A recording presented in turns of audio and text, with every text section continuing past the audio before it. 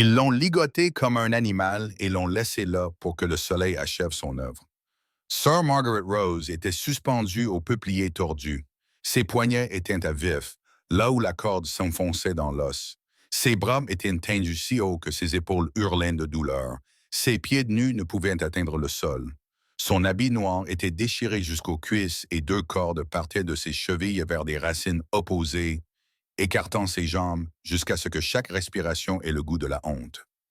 18 décembre 1868.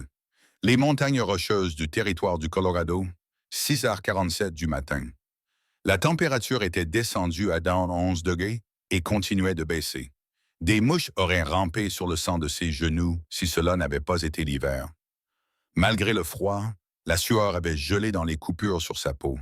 Il l'avait traitée de sorcière, de femme démoniaque, de poison catholique. Ils avaient ri en s'éloignant d'à cheval.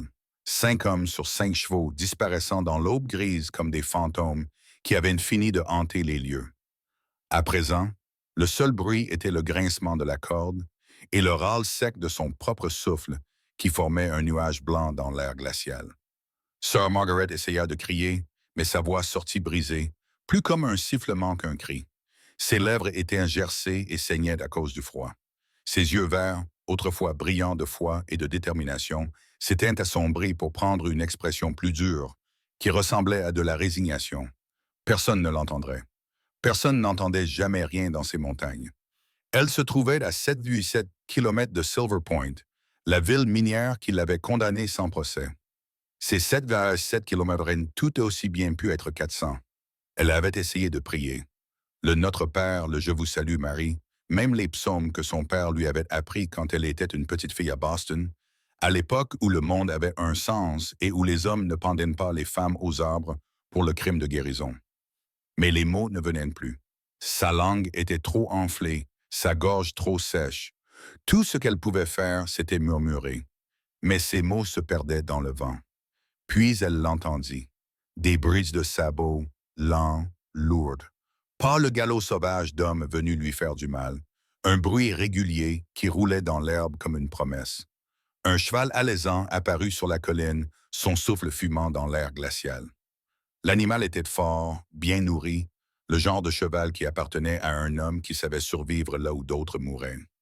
L'homme en selle était grand, le chapeau rabattu sur les yeux, vêtu d'un manteau de la couleur de la terre, saupoudré de la neige tombée la veille. Ses épaules étaient incroyablement larges, 122 cm, enveloppées d'une peau nue qui le faisait ressembler à une créature ancienne sortie d'une légende. Sa barbe était grisonnante, épaisse et sauvage, couvrant la majeure partie de son visage comme une forêt miniature. Lorsqu'il leva enfin les yeux vers elle, ses yeux ne s'écarquillèrent pas de surprise. Ils se plissèrent comme ceux d'un homme qui plisse les yeux devant une tempête qu'il a déjà traversée une fois et dont il sait qu'elle reviendra. Jacob Stone, appelé Bear par les rares personnes qui se souvenaient de lui.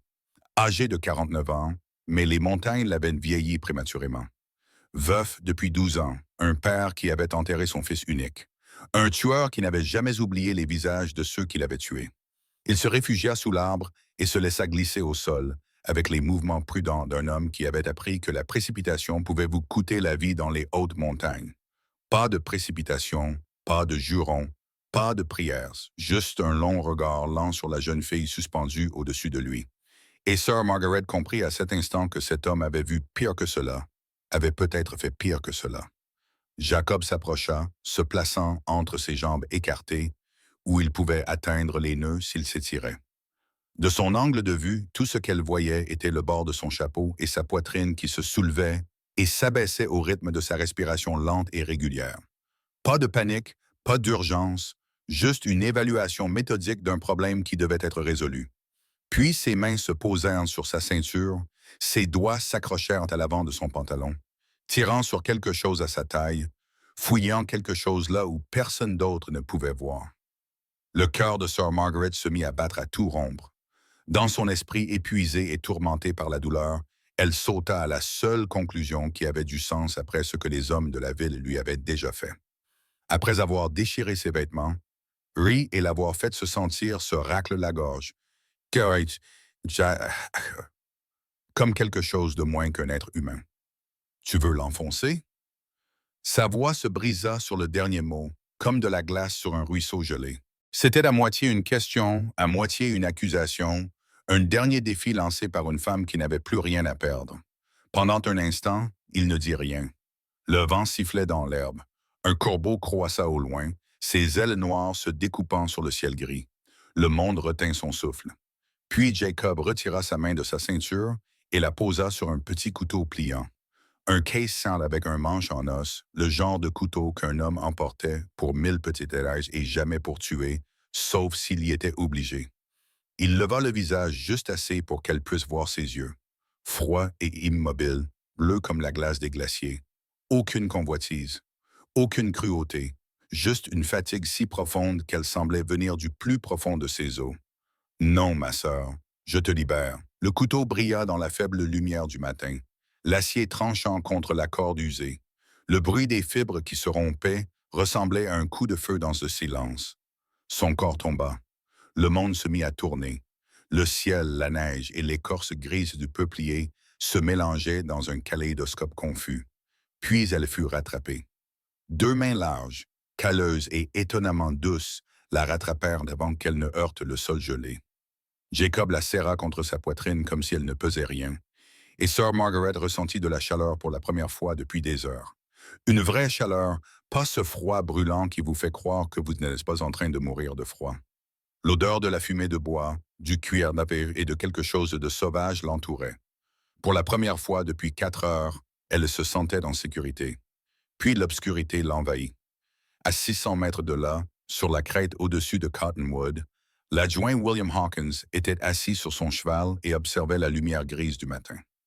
Billy avait 24 ans, assez jeune pour croire encore en la justice, assez vieux pour savoir qu'elle n'était pas toujours facile à l'obtenir. Sa mère était mexicaine et elle était morte quand il avait 12 ans, non pas d'une maladie, mais du lent poison d'être indésirable dans une ville qui ne faisait pas confiance aux gens qui lui ressemblaient. Il avait vu l'homme des montagnes décrocher la nonne. Il l'avait vu l'attraper. Et de cette distance, dans cette lumière, sans connaître le contexte, cela ressemblait à toute autre chose. Cela ressemblait à un homme tenant une femme dans ses bras. Cela ressemblait à quelque chose qui devait être signalé. Billy savait ce qu'il devait faire. Il devait se rendre là-bas, vérifier que la sœur allait bien. May Harris devait faire son travail d'adjoint du shérif de Silver Point, mais il savait aussi ce qui se passerait s'il faisait cela. Colton Brennan et ses hommes arriveraient avant même que Billy ait pu commencer à comprendre ce qui s'était passé. Renifle. Et s'ils trouvèrent Sir Margaret encore en vie, encore respirant, ils finiraient ce qu'ils avaient commencé. Il n'y aurait pas de seconde chance. Billy prit donc une décision. Il fit faire demi-tour à son cheval et le lança au galop vers la ville. Les sabots du cheval soulevaient des nuages de terre gelée tandis qu'il traversait la haute prairie.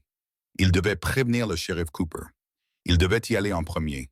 Il devait trouver un moyen de sauver la vie d'une religieuse sans déclencher une guerre.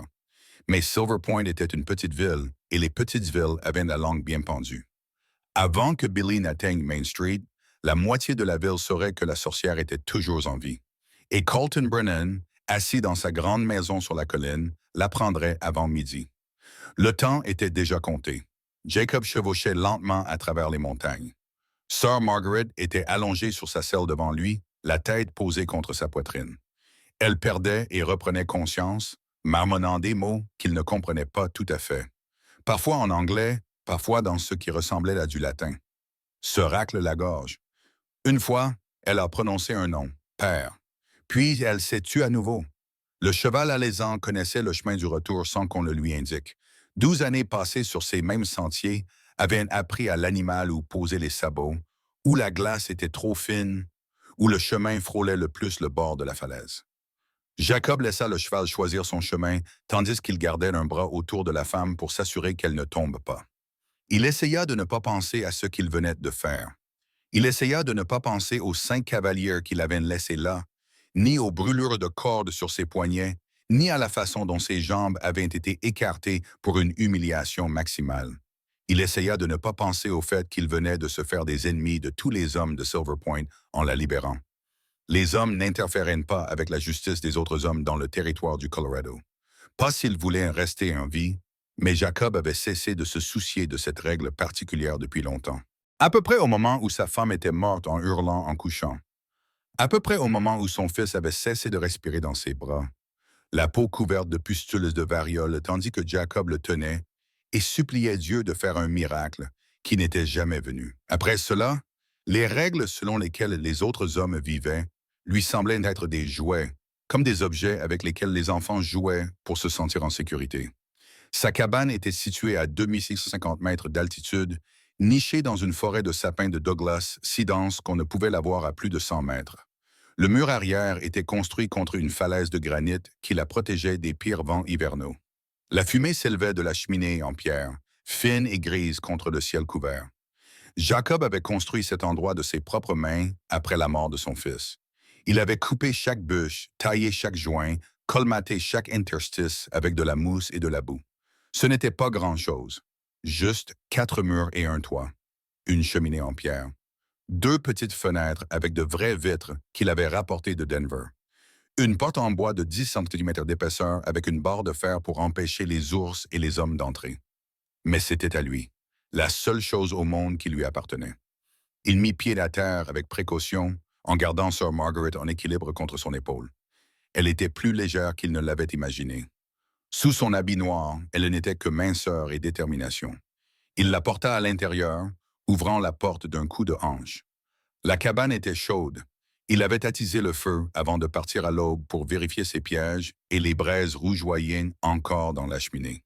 La pièce unique sentait la fumée de bois et le café, avec une légère odeur de tabac. Il y avait 2 lits, l'un dans le coin où il dormait, recouvert d'une couverture en laine et d'une peau nue. L'autre contre le mur opposé, plus petit, de la taille d'un enfant. Le lit dans lequel son fils Daniel avait dormi avant que le Smallocks ne l'emporte. Jacob n'avait pas pu s'en débarrasser. Il n'avait même pas pu enlever la couverture. Pendant 10 ans, il était resté là, tel un monument au deuil. Et maintenant, il y déposait sa sœur Margaret aussi doucement qu'il le pouvait. Elle se recroquevilla immédiatement, les genoux repliés, les bras enroulés autour de sa poitrine. Même inconsciente, son corps savait qu'il avait été blessé. Ses yeux bougeaient sous ses paupières, rapides et effrayés, rêvant de la corde, probablement rêvant des hommes qui l'avaient mise là. Jacob resta longtemps debout près d'elle, se contentant de la regarder respirer. Puis il se détourna et commença à rassembler ce dont il avait besoin, de l'eau en premier. Il remplit un pot à partir du tonneau près de la porte et le posa sur la grue au-dessus du feu pour le chauffer, pas jusqu'à ébullition, juste assez pour nettoyer les blessures sans causer plus de dommages. Puis il prit sa trousse médicale, telle qu'elle était, une pochette en cuir qu'il avait constituée au fil des ans, des tissus propres pour les bandages, une aiguille et du fil fabriqués à partir de tendons de cerf. Un petit pot de graisse d'ours qu'il fabriquait lui-même chaque automne, des feuilles de sauge séchées, de l'achillée millefeuille pour les saignements, de la menthe sauvage pour les gonflements. Il avait appris ces choses à la dure. Quand votre femme meurt en couche et que le médecin le plus proche est à 2 jours de route. Quand votre fils brûle de fièvre et que vous n'avez que la prière, les herbes et le désespoir. Les prières n'avaient pas fonctionné, mais les herbes parfois oui.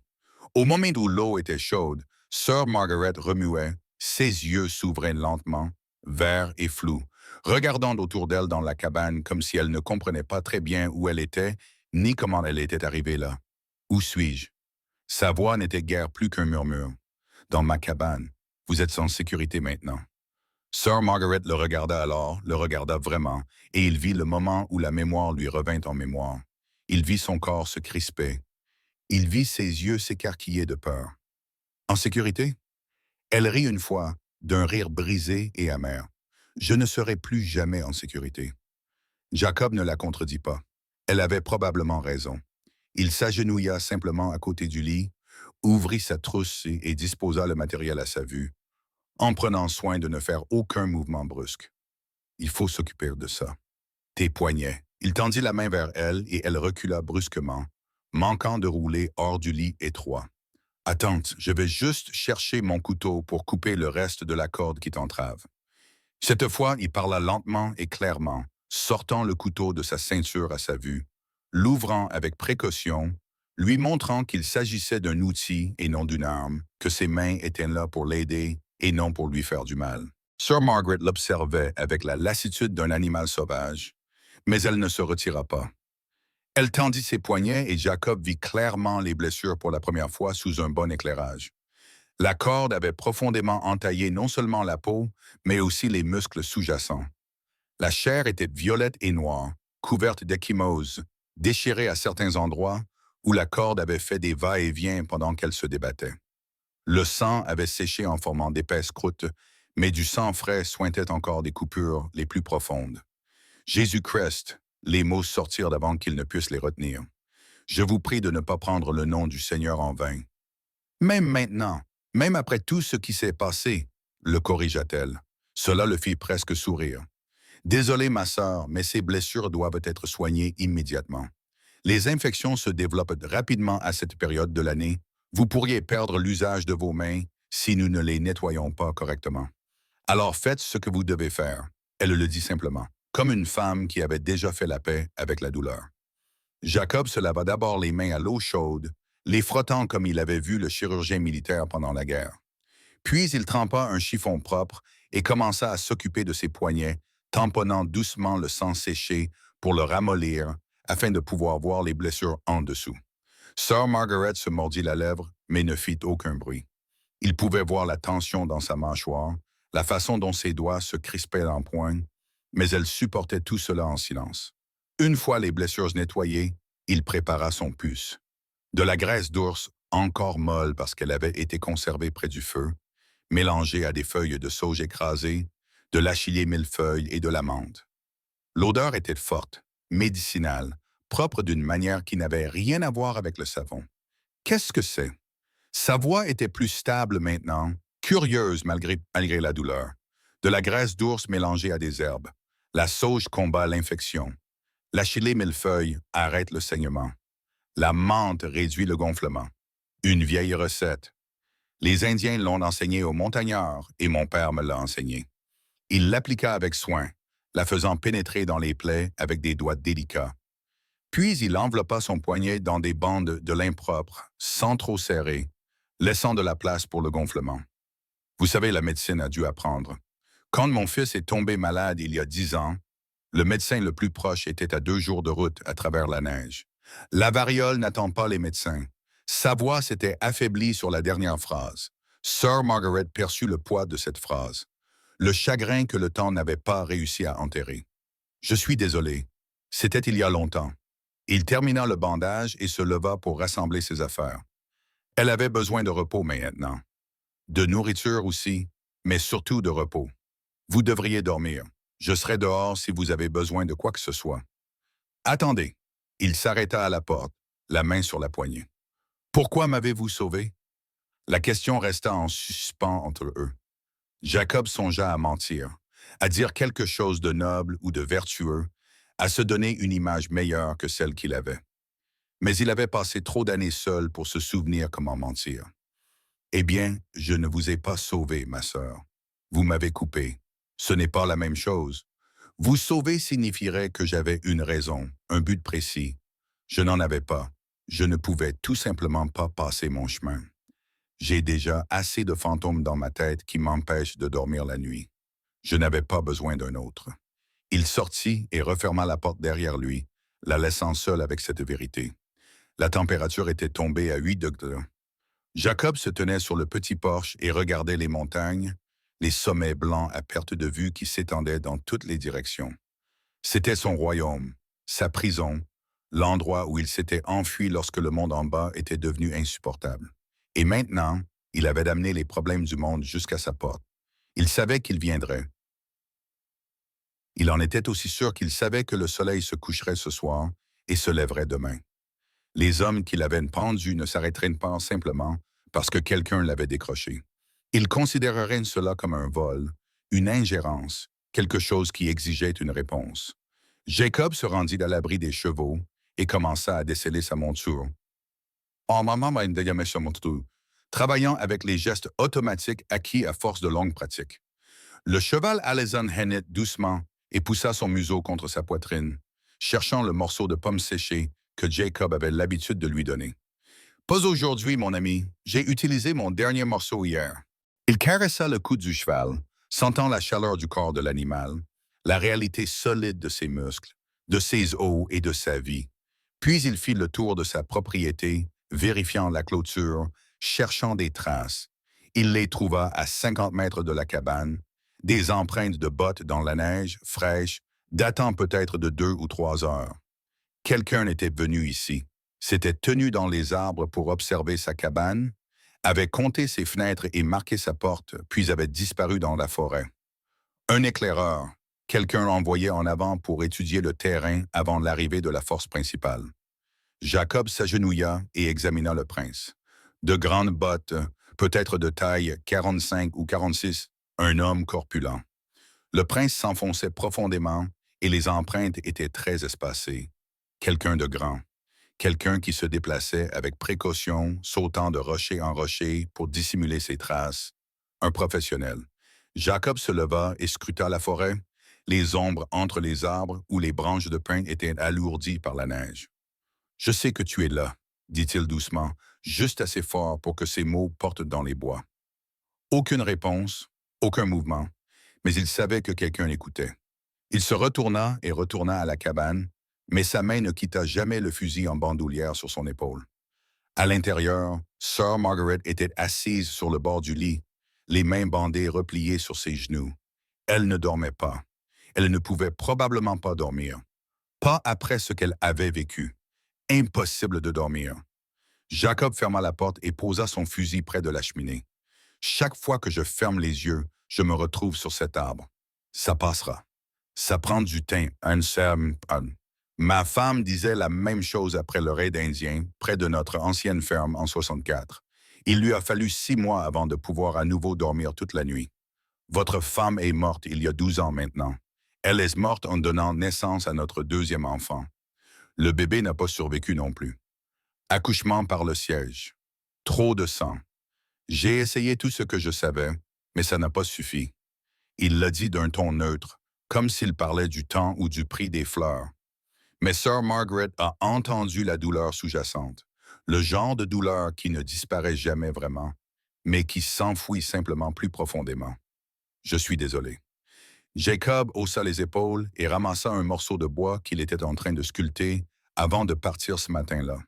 C'était censé être un cheval assez petit pour tenir dans la main d'un enfant. Il avait commencé à le sculpter pour Daniel il y a des années et ne l'avait jamais terminé. Chaque fois qu'il essayait, ses mains s'arrêtaient de bouger, figées par le souvenir. Mon fils Daniel a vécu jusqu'à l'âge de 8 ans. Smallocks l'a emporté en 68. Après ça, je suis venu ici. Je ne voyais plus l'intérêt de rester parmi les gens. Il prit son couteau et se remit à travailler sur le cheval de bois, laissant ses mains bouger tandis que son esprit restait immobile. « C'est pour votre fils. » Sœur Margaret regardait la sculpture, la tête légèrement penchée sur le côté. C'était pour son 8e anniversaire. Je ne l'ai jamais terminé. Chaque fois que j'essaye, je m'arrête. C'est beau quand même. Elle n'est pas terminée. C'est peut-être ça qui est important. Peut-être que certaines choses n'ont pas besoin d'être terminées pour être belles. Peut-être ont-elles juste besoin d'exister. Jacob la regarda vraiment pour la première fois depuis qu'il l'avait fait entrer. Elle était jeune, peut-être 27 ou 28 ans. Ses cheveux, maintenant que son foulard avait disparu, étaient d'un brun rougeâtre foncé, de la couleur des feuilles d'automne. Ses yeux étaient verts comme les eaux profondes d'un étang dans la forêt. Son visage était fin mais fort, avec des traits qui l'auraient rendue jolie si elle n'avait pas été battue, gelée et traumatisée. Mais c'est son expression qui l'a frappé. Il y avait là de la force, de l'intelligence, un refus de se briser qu'il reconnaissait parce qu'il l'avait vu dans le miroir pendant 12 ans. « Tu parles comme un prêtre, ma sœur. Je suis une religieuse. Nous réfléchissons aux choses. Les religieuses ne finissent généralement pas pendues à des peupliers. Je ne l'avais pas prévu. » Un son sortit alors de la bouche de Jacob, sec et inutilisé. Il lui fallut un moment pour réaliser que c'était un rire. Il ne se souvenait pas de la dernière fois où il avait ri. « Pourquoi vous appelait-on-il sorcière ?»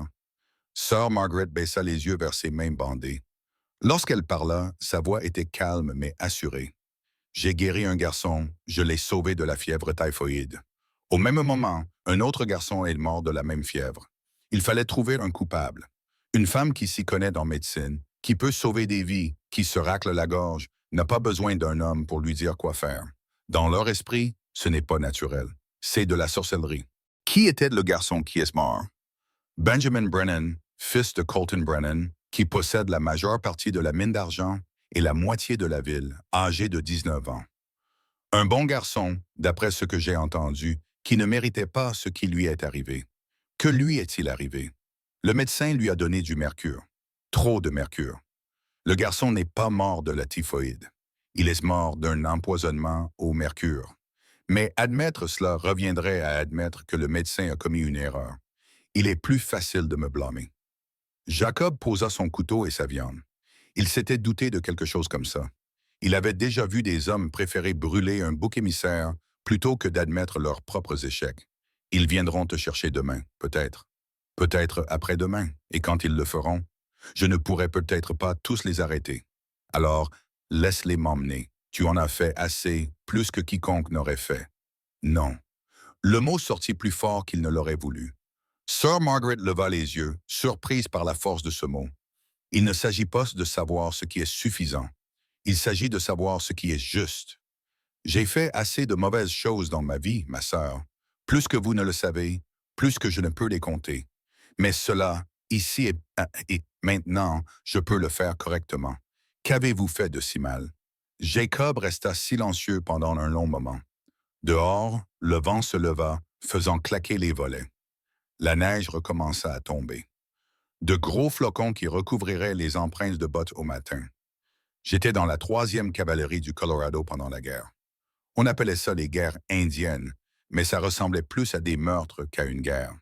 Nous poursuivions des pillards apaches qui avaient attaqué une colonie près de Théa en 63. Il fit une pause, cherchant ses mots, les forçant à sortir du mur qu'il avait construit autour de ce souvenir. Nous avons trouvé un campement, des femmes, des enfants, des vieillards, pas de guerriers, mais nous étions jeunes, en colère et stupides, et notre lieutenant a dit qu'il cachait les pillards. Il a dit que nous devions faire un exemple. Les yeux de Sir Margaret s'écarquillèrent légèrement, mais elle ne dit rien. Je ne l'interrompis pas. Nous avons brûlé le camp, tué 23 personnes, hommes, femmes, enfants, peu importait. Plus tard, nous avons découvert qu'ils n'étaient pas du tout des Apaches. C'étaient des fermiers mexicains qui avaient fui vers le nord pendant les guerres entre les États-Unis et le Mexique. Juste des gens qui essayaient de survivre, et nous les avons assassinés. J'ai tiré sur une femme ce jour-là. Elle tenait un enfant, peut-être âgé de 5 ans. Je vois encore leur visage. Chaque nuit, quand je ferme les yeux, je les vois. Le silence dans la cabane était absolu. Même le feu semblait brûler plus doucement. Alors quand je vous ai vu sur cet arbre, Sir Margaret, je les ai vus. J'ai vu une autre personne innocente se faire tuer pour quelque chose qu'elle n'avait pas fait. Et j'ai pensé que peut-être, juste peut-être, Dieu me donnait une chance. Une chance de ne pas être un lâche. Une chance de sauver au lieu de tuer. Vous n'êtes pas un lâche. Vous êtes l'homme le plus courageux que j'ai jamais rencontré. Jacob secoua la tête. Le courage, ça aurait été d'arrêter mon unité ce jour-là. Le courage, ça aurait été de tenir tête au lieutenant et de dire non. Le courage, ça aurait été beaucoup de choses que je n'étais pas. Mais vous êtes courageux maintenant. C'est ce qui compte. Il voulait croire, il voulait penser qu'une seule bonne action pouvait d'une manière ou d'une autre compenser toutes les mauvaises. Mais il avait vécu trop longtemps avec son fantôme pour croire en une rédemption facile. Ils restèrent assis en silence tandis que le feu brûlait lentement et que la neige s'accumulait dehors. Finalement, Sir Margaret se recoucha sur le petit lit, l'épuisement l'emportant sur la peur. Jacob ajouta du bois dans le feu et s'installa dans son fauteuil près de la fenêtre, le fusil sur les genoux. Il ne dormit pas, se contentant d'observer l'obscurité à l'extérieur et d'attendre ce qui allait arriver, car quelque chose allait arriver. Il le sentait, comme on sent une tempête se former à l'horizon. Comme les animaux savent quand la terre est sur le point de trembler. Demain, des cavaliers arriveraient. Demain, il faudrait faire des choix. Demain, il y aurait des problèmes qu'on ne pourrait pas régler par la discussion ou la raison. Mais ce soir, pendant quelques heures, il avait fait quelque chose de bien. Il avait sauvé une vie au lieu d'en prendre une. Et si c'était tout ce qu'il avait réussi à faire qui comptait, peut-être que cela suffirait.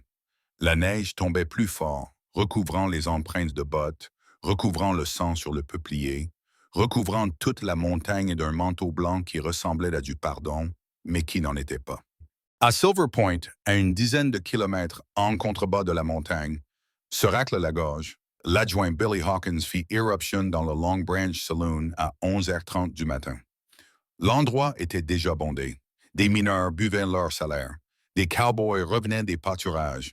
Des marchands prenaient leur déjeuner avec du whisky à la place de la nourriture. Le shérif Henry Cooper était assis à une table dans un coin avec Colton Brennan et le docteur Philip Hammond. Les trois hommes levèrent les yeux lorsque Billy s'approcha, essoufflé et couvert de neige. « Shérif, Monsieur Brennan, je dois vous parler immédiatement. » L'urgence dans la voix de Billy couvrit le bruit du saloon. Les autres conversations s'éteignirent, les têtes se tournèrent. Qu'y a-t-il, adjoint? Colton Brennan se leva lentement, son imposante silhouette projetant une ombre sur la table. C'était un homme corpulent, pas grand mais large, bâti comme un taureau. Son gilet noir était sur mesure, coûteux. La chaîne de sa montre qui traversait sa poitrine était en or massif. Tout en lui respirait l'argent et le pouvoir. Je l'ai vue. La nonne. Elle est vivante. Le saloon devint silencieux. Même le pianiste s'interrompit au milieu d'un morceau. Qu'avez-vous dit? Billy déglutit péniblement, soudain conscient que tous les regards dans la pièce étaient braqués sur lui, que ce qu'il allait dire déterminerait tout ce qui suivrait. Je patrouillais près d'Eagle's Nest ce matin. J'ai vu le peuplier et j'ai vu un homme là-bas. Il l'a tué, mort. L'a emporté sur son cheval. Qui était cet homme? Je ne voyais pas bien d'où j'étais, mais il était grand, vraiment grand. Il montait un cheval alezan et portait une peau nue. Une seule personne correspondait à cette description. Là-haut, dans les montagnes, Jacob Stone, Colton prononça ce nom comme une malédiction, comme quelque chose de mauvais goût sur sa langue. L'ermite, celui qui vit au-delà de la limite des arbres, ce Jacob Stone. Oui, monsieur, j'en suis certain. Drummond, qui buvait régulièrement depuis le petit déjeuner, faillit laisser tomber son verre. Sa main tremblait tellement que le whisky déborda du bord. Ce fou à la sorcière. Que Dieu nous vienne en aide. Colton se tourna vers le shérif Cooper et l'expression sur son visage était terrible à voir. Ce n'était pas seulement de la colère, ni seulement du chagrin, c'était quelque chose de plus sombre, quelque chose qui ressemblait à un homme dont le dernier lien avec la raison venait d'être rompu. Nous partons maintenant. Tous ceux qui veulent que justice soit faite pour mon fils, rendez-vous à l'écurie dans 1 heure. Apportez des fusils et des cordes. Le saloon s'agita soudainement. Les hommes se levèrent des tables. Les verres furent vidés d'un trait. Quelqu'un courut vers la porte pour répandre la nouvelle. Le shérif Cooper se leva lentement, et Billy pouvait voir le conflit qui se lisait sur son visage. Le shérif était un homme bon, juste, mais il était aussi faible. Il avait une femme malade, 3 enfants et une hypothèque sur sa maison détenue par Colton Brennan. Colton, nous devrions peut-être y réfléchir. Le juge itinérant passe dans 10 jours. Nous pourrions organiser un procès en bonne et due forme. Mon fils est mort, Henry. Cette sorcière l'a tué avec sa magie diabolique. Et maintenant, une ordure des montagnes la cache. Nous partons avec ou sommes à vous, avec ou sans vous, à vous de choisir. Ce n'était pas vraiment un choix. Et tout le monde dans la pièce le savait. Très bien. Mais nous allons procéder légalement. Nous allons la traduire en justice. Pas de lynchage sans procès. Colton sourit, mais ce sourire n'avait rien de chaleureux. Aucune humanité. Bien sûr, shérif. Dans les règles, comme vous dites. Mais Billy, en regardant les yeux de Colton, savait que c'était un mensonge. Il savait que s'il trouvait Sir Margaret vivante, elle ne reviendrait pas en ville. La justice dans l'esprit de Colton Brennan n'impliquait ni juge ni juré. Elle impliquait une corde dans un arbre et une femme incapable de se défendre. Billy attendit que la foule se disperse, puis prit le shérif Cooper à part. « Shérif, nous ne pouvons pas les laisser faire ça. Elle est innocente, je le sais. Comment le savez-vous, adjoint? Parce que j'ai parlé à Rosa Martinez hier. Elle était là la nuit où Benjamin est mort. Elle a vu le docteur Hammond le soigner. Elle a dit que le médecin était ivre. Elle a dit qu'il avait donné trop de médicaments au garçon. Beaucoup trop. » Sheriff Cooper jeta un coup d'œil au docteur Hammond, qui en était à son 3e whisky de l'heure, la main toujours tremblante. A-t-elle vu exactement quel médicament? Du mercure. Une bouteille entière, presque. Elle a dit que le garçon avait vomi du sang dans l'heure qui a suivi. Ce n'est pas la typhoïde, shérif, c'est du poison. Cooper resta silencieux pendant un long moment, aux prises avec quelque chose. Finalement, il a parlé, sa voix à peine plus qu'un murmure. Même si c'est vrai, Billy, même si le docteur a fait une erreur, Colton ne le croira pas. Il ne peut pas le croire. Parce que s'il le croit, alors son fils est mort pour rien. Aucune sorcière à blâmer, personne à punir, juste de la malchance et un docteur ivre. Un homme comme Colton a besoin de quelqu'un à haïr. Il en a besoin comme il a besoin d'air. Alors nous laissons mourir une femme innocente. Je n'ai pas dit ça, mais je te le dis. Si nous y allons avec 20 hommes armés, quelqu'un va mourir. Peut-être la nonne, peut-être le montagnard, peut-être les deux, peut-être nous, si nous nous mettons en travers de leur chemin. Tu comprends ce que je veux dire? Billy comprit. Comprit que son shérif, qu'il admirait et respectait, était trop effrayé pour faire ce qu'il fallait. Alors j'irai seul. Je les préviendrai. Je leur donnerai une chance de s'enfuir. Si tu fais ça, Colton te fera arrêter pour obstruction. Tu perdras ton badge, peut-être pire, alors je perdrai mon badge. Billy se retourna pour partir, mais le shérif Cooper le retint par le bras. Attends, si tu veux le faire, fais-le intelligemment. Pars maintenant, avant que les forces ne se mettent en place. Arrive le premier, mais ne les avertis pas de s'enfuir, Billy. S'enfuir les ferait passer pour des coupables. Dis-leur de se préparer. Dis-leur que nous arrivons. Donne à cette montagnard le temps de se défendre s'il est assez fou pour le faire. Et s'il l'est, alors que Dieu nous vienne en aide. Billy quitta le saloon et se dirigea directement vers l'écurie. Son cheval était encore scellé depuis la chevauchée du matin. Il enfourcha sa monture et se dirigea vers le nord, vers les hautes terres, vers les montagnes où Jacob Stone vivait seul avec ses fantômes. Le ciel avait pris la couleur du fer rouillé. Une nouvelle tempête de neige s'annonçait. Le genre de tempête qui pouvait ensevelir un homme en quelques heures. Mais Billy ne ralentit pas. Il lui restait peut-être 2 heures avant que la position de Colton ne se forme. 2 heures pour parcourir 6 miles en montée dans la neige. Il enfonça ses talons dans les flancs de son cheval et fit la course contre le temps, contre les intempéries et contre l'obscurité que les hommes portent dans leur cœur lorsque le chagrin se transforme en rage. Jacob se réveilla dans son fauteuil près de la fenêtre, le fusil toujours sur les genoux, le cou raide d'avoir dormi assis. Il avait appris depuis longtemps que le confort était un luxe qu'on ne pouvait pas toujours s'offrir. Sir Margaret était réveillée, assise sur le bord du petit lit, les mains bandées repliées sur ses genoux. Elle avait meilleure mine qu'hier. Elle avait repris des couleurs. Son regard était plus clair. Mais il y avait aussi autre chose. Une détermination qui n'était pas là auparavant. Vous devriez vous reposer davantage. Elle secoua la tête. Je me suis suffisamment reposé. Maintenant, j'ai besoin de me rendre utile. Jacob se leva et s'étira, ses articulations craquant comme du petit bois. Vous avez failli mourir hier, c'est pourquoi je ne peux pas rester ici à attendre leur retour. Si je reste, je dois apprendre. Je dois savoir comment survivre ici. Il l'observa longuement. La plupart des femmes qu'il avait connues se seraient contentées de se cacher, d'attendre les secours ou la mort, selon ce qui arriverait en premier. Mais Sir Margaret n'était pas comme la plupart des femmes. Elle avait une volonté de faire. Le genre de volonté qui ne s'apprend pas, que l'on a ou que l'on n'a pas. D'accord, mais nous allons commencer doucement. Il lui tendit un morceau de viande séchée et une tasse en étain remplie d'eau. Elle mangea lentement, machinalement, comme quelqu'un qui avait oublié ce qu'était la faim, mais qui savait que son corps avait besoin d'énergie. Lorsqu'elle eut terminé, Jacob ouvrit la porte. Le monde extérieur était recouvert de 26 km de neige fraîche. Le ciel était de la couleur de l'étain vieilli. La température était tombée à 15 degrés. Première leçon. Tu restes au chaud ou tu meurs. Tout le reste est secondaire. Il lui montra comment entretenir correctement un feu, comment l'alimenter pour qu'il brûle régulièrement plutôt que rapidement et à haute température, comment distinguer le bon bois de chauffage du mauvais en fonction de son poids et de la façon dont il se fend, comment l'empiler pour que l'air puisse circuler entre les morceaux. Elle apprenait vite, posant des questions qui montraient qu'elle anticipait. Qu'en est-il du bois humide? Combien de temps dure une corde? Que faire si la cheminée est bouchée? Des questions intelligentes, des questions de survie. Après 1 heure passée à apprendre à entretenir un feu, il l'emmena dehors. Le froid la frappa comme un coup de poing. Sir Margaret halta mais ne se plaignit pas. Il lui tendit une hache plus petite, plus légère que la sienne, mais tout de même imposante.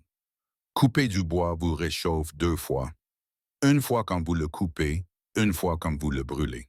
Mais si vous le faites mal, vous vous blesserez plus gravement que le froid ne pourrait jamais le faire. Il lui montra la position à adopter. Les pieds écartés à la largeur des épaules, la poignée tenue bas. Laissez la gravité et le poids de la tête de la hache faire le travail. Visez les fissures dans le bois, pas n'importe où. Son premier coup fut trop large, la hache mordant dans le sol gelé au lieu du bois. Elle le regarda, s'attendant à une critique. Encore une fois, ajustez votre angle. Son deuxième coup fut meilleur. Le troisième fendit de la bûche nette. Elle eut l'air surprise puis satisfaite. Bien. Maintenant, refaites cela 99 fois et vous aurez assez de bois pour 3 jours. Son visage s'assombrit. 99 fois. L'hiver se fiche de vos sentiments, ma sœur. Vous restez au chaud ou vous geliez. C'est votre choix. Ils travaillèrent en silence pendant une demi-heure. Le bruit des haches mordant le bois résonnait à travers la prairie gelée. Jacob jetait des coups d'œil à l'arbre, guettant le moindre mouvement, mais ne voyait rien. La forêt était encore trop calme. En milieu de matinée, le visage de Sir Margaret était rouge d'effort malgré le froid. Ses mains, toujours bandées, devaient lui faire mal, mais elle ne s'arrêta pas. Elle ne se plaignit pas, continuant simplement à frapper, jusqu'à ce que le tas de bois fendu atteigne la hauteur de sa taille. Ça suffit pour l'instant. Tu le sentiras demain. Je le sens déjà. Jacob faillit sourire. Viens, je vais te montrer les pièges. Ils marchèrent à travers la forêt, en suivant les sentiers que Jacob avait tracés au cours de ses 12 années de vie solitaire. Il lui montra comment lire les traces dans la neige, les empreintes de cerves nettes et profondes. Les traces de lapin, paires à l'avant et à l'arrière, les marques distinctives des pattes d'un puma qui la firent s'arrêter net et regarder autour d'elle avec nervosité. Ne t'inquiète pas, les félins ne chassent pas pendant la journée, sauf s'ils meurent de faim, et il y a assez de gibier ici pour les nourrir. Il lui montra ses pièges. De simples boucles de fil de fer placées à hauteur du cou sur les sentiers empruntés par les lapins. Lorsqu'un animal passait, la boucle se resserrait. Le jeune arbre courbé se redressait et la mort survenait rapidement. C'était le piège le plus humain possible. Ils vérifièrent 6 pièges. 5 étaient vides. Le 6e contenait un gros lièvre des neiges déjà gelé. Sir Margaret fixait l'animal mort, le visage impassible. J'ai soigné des centaines de patients. J'ai amputé des membres, réduit des fractures, mis des bébés au monde, mais je n'ai jamais tué quoi que ce soit. Tu n'as pas à le faire maintenant. Je peux m'en occuper. Non. Si je dois vivre ici, je dois savoir comment faire. Montre-moi. Jacob sortit son couteau de sa ceinture. La lame était en acier plié de 20 centimètres, assez tranchante pour se raser. Il s'agenouilla à côté de l'animal gelé, une coupe rapide derrière la tête. Cela sectionne la colonne vertébrale. L'animal est déjà mort, mais cela permet d'honorer sa mort en utilisant toutes ses parties. La viande, la fourrure, les tendons, rien n'est gaspillé. Il leva les yeux vers elle. Tu veux le faire? Sir Margaret s'agenouilla à côté de lui dans la neige, les mains tremblantes lorsqu'elle prit le couteau. Elle ferma les yeux un instant, les lèvres remuant dans une prière silencieuse. Puis elle les rouvrit et fit de la coupe. Elle fut rapide, nette, professionnelle, le genre de coupe qu'un chirurgien ferait. Jacob dépouilla le lapin avec un manque de pratique, lui montrant où faire les incisions, comment retirer la peau sans l'abîmer. Sir Margaret observait attentivement, mémorisant chaque mouvement. Ce lapin nous nourrit pendant 2 jours. La fourrure sert à confectionner des mitaines ou à doubler des chapeaux. La peau devient du fil. Les os sont réduits en bouillon. Rien n'est gaspillé. C'est la première règle pour survivre ici. Ils retournèrent à la cabane, Sir Margaret portant la carcasse comme s'il s'agissait d'un objet précieux et non d'un animal mort. Elle avait du sang sur les mains, mais elle ne semblait pas s'en soucier. Cet après-midi-là, Jacob installa 3 bouteilles de whisky vides sur la clôture, à 50 mètres de la cabane. Il tendit à Sir Margaret une carabine Winchester, plus légère et plus courte que son fusil Sharps. Vous devez savoir vous en servir. Je suis une religieuse. J'ai prononcé des vœux. Vous avez aussi prononcé des vœux pour vivre. Lequel est le plus important en ce moment? Il prit le fusil, le manipulant comme s'il risquait d'exploser. Le bois était lisse sous ses doigts, usé par l'usage, mais bien entretenu. La crosse doit être bien calée contre votre épaule, ici. Si vous ne la serrez pas bien, le recul vous fera très mal. Gardez les deux yeux ouverts. Alignez le guidon avec la hausse. Visez votre cible. Inspirez profondément. Expirez à moitié. Retenez votre souffle. Appuyez sur la détente. Ne faites pas de mouvements brusques. Appuyez. Sir Margaret leva le fusil. Il vacilla. Ses bras n'étaient pas encore assez forts pour le maintenir stable. Le tir manqua sa cible, passant à 1 mètre à droite des bouteilles. Le bruit résonna dans la vallée comme un coup de tonnerre. Elle rechargea à nouveau, les mains maladroites avec le mécanisme. Jacob lui a montré une fois de plus, patiemment et méthodiquement, elle a tiré. Plus près cette fois, à 30 centimètres à droite. Mieux vaut respirer. Le troisième tir a brisé la bouteille du milieu. Le verre a explosé en une pluie qui a capté la faible lumière du soleil. Sir Margaret a baissé le fusil, les yeux écarquillés de surprise. J'ai réussi. Oui. Maintenant, refais-le 14 fois, et tu pourras peut-être toucher quelque chose quand tu auras peur, que tes mains trembleront et que quelqu'un ripostera. Ils s'entraînèrent jusqu'à ce que ses épaules soient couvertes de bleu et que ses oreilles bourdonnent malgré l'air froid. Elle toucha 7 bouteilles sur 20 tirs. Ce n'était pas génial, mais pas terrible non plus pour une débutante. Alors que le soleil commençait sa descente hivernale, ils l'entendirent. Le bruit que Jacob avait redouté toute la journée. Des chevaux, plusieurs chevaux, qui arrivèrent rapidement sur le sentier. Rentrez. Sir Margaret ne discuta pas. Elle courut vers la cabane. Jacob attrapa le Winchester et la suivit, claquant la porte derrière eux. Il la barricada avec une lourde barre de fer et poussa un coffre en bois devant pour plus de sécurité. À travers la fenêtre, il compta les cavaliers. 20 hommes, peut-être plus. Ils se déployèrent en demi-cercle autour de la cabane, juste hors de portée des fusils. Intelligents. Celui qui les commandait savait ce qu'il faisait. Une voix retentit à travers la neige. C'est celui, en marche, furieuse, empreinte de chagrin. Thornwood, Jacob Stone, je sais que vous êtes là. Envoyez-moi la sorcière et tout cela se terminera pacifiquement. Jacob ne répondit pas. Il se dirigea vers la deuxième fenêtre pour vérifier l'approche arrière. Tout était calme pour l'instant, mais cela pouvait changer. Stone, vous m'entendez? Cette femme a tué mon fils. Elle a utilisé sa magie diabolique et maintenant il est mort. Je la veux toute de suite. Sir Margaret se tenait au centre de la cabane, les mains jointes devant elle, le visage pâle mais calme. Vous devriez me livrer à eux. Vous en avez fait assez. Jacob chargea son fusil sans la regarder. Il n'en est pas question. Ils vous tueront aussi peut-être, mais je ne vous ai pas sauvé pour vous rendre. Cela rendrait tout cela inutile. Une nouvelle voix s'éleva, plus jeune, plus raisonnable. C'était l'adjoint Billy Hawkins. Jacob aurait parié son dernier dollar là-dessus. Monsieur Stone, je suis l'adjoint Hawkins. Je dois vous parler. C'est important. Jacob se dirigea vers la fenêtre avant, en restant caché derrière l'épais mur de rondins. Que voulez-vous, adjoint? J'ai besoin que vous m'écoutiez. La religieuse n'a pas tué Benjamin Brennan. Nous avons des preuves. Le docteur Hammond a donné trop de mercure au garçon. C'était un accident, pas un meurtre. Mensonge. La voix de Colton Brennan retentit à nouveau, brisée par la rage. L'adjoint a lui aussi été ensorcelé. Faites-la sortir, Stone, ou nous vous brûlerons vif. Puis une troisième voix, plus âgée, posée, empreinte de l'autorité que confère le port d'un col romain plutôt que d'un badge. Monsieur Stone, je suis le révérend Thomas Grayson. J'ai fait tout le chemin depuis Silver Point. Puis-je m'approcher? Je ne suis pas armé. Je veux juste parler. Jacob réfléchit. Un homme de Dieu méritait peut-être d'être écouté. Mais d'un autre côté, les hommes, se raclent la gorge de Dieu, avaient déclenché plus de guerres qu'ils n'en avaient terminé. Avancez lentement, les mains bien en évidence. Le demi-cercle de cavaliers s'écarta. Un homme mit pied à terre et s'avança. Il était grand, mince, vêtu de noir et d'un col blanc. Mais il y avait quelque chose dans sa façon de se mouvoir. Quelque chose qui disait que cet homme avait été plus qu'un simple prédicateur dans sa vie.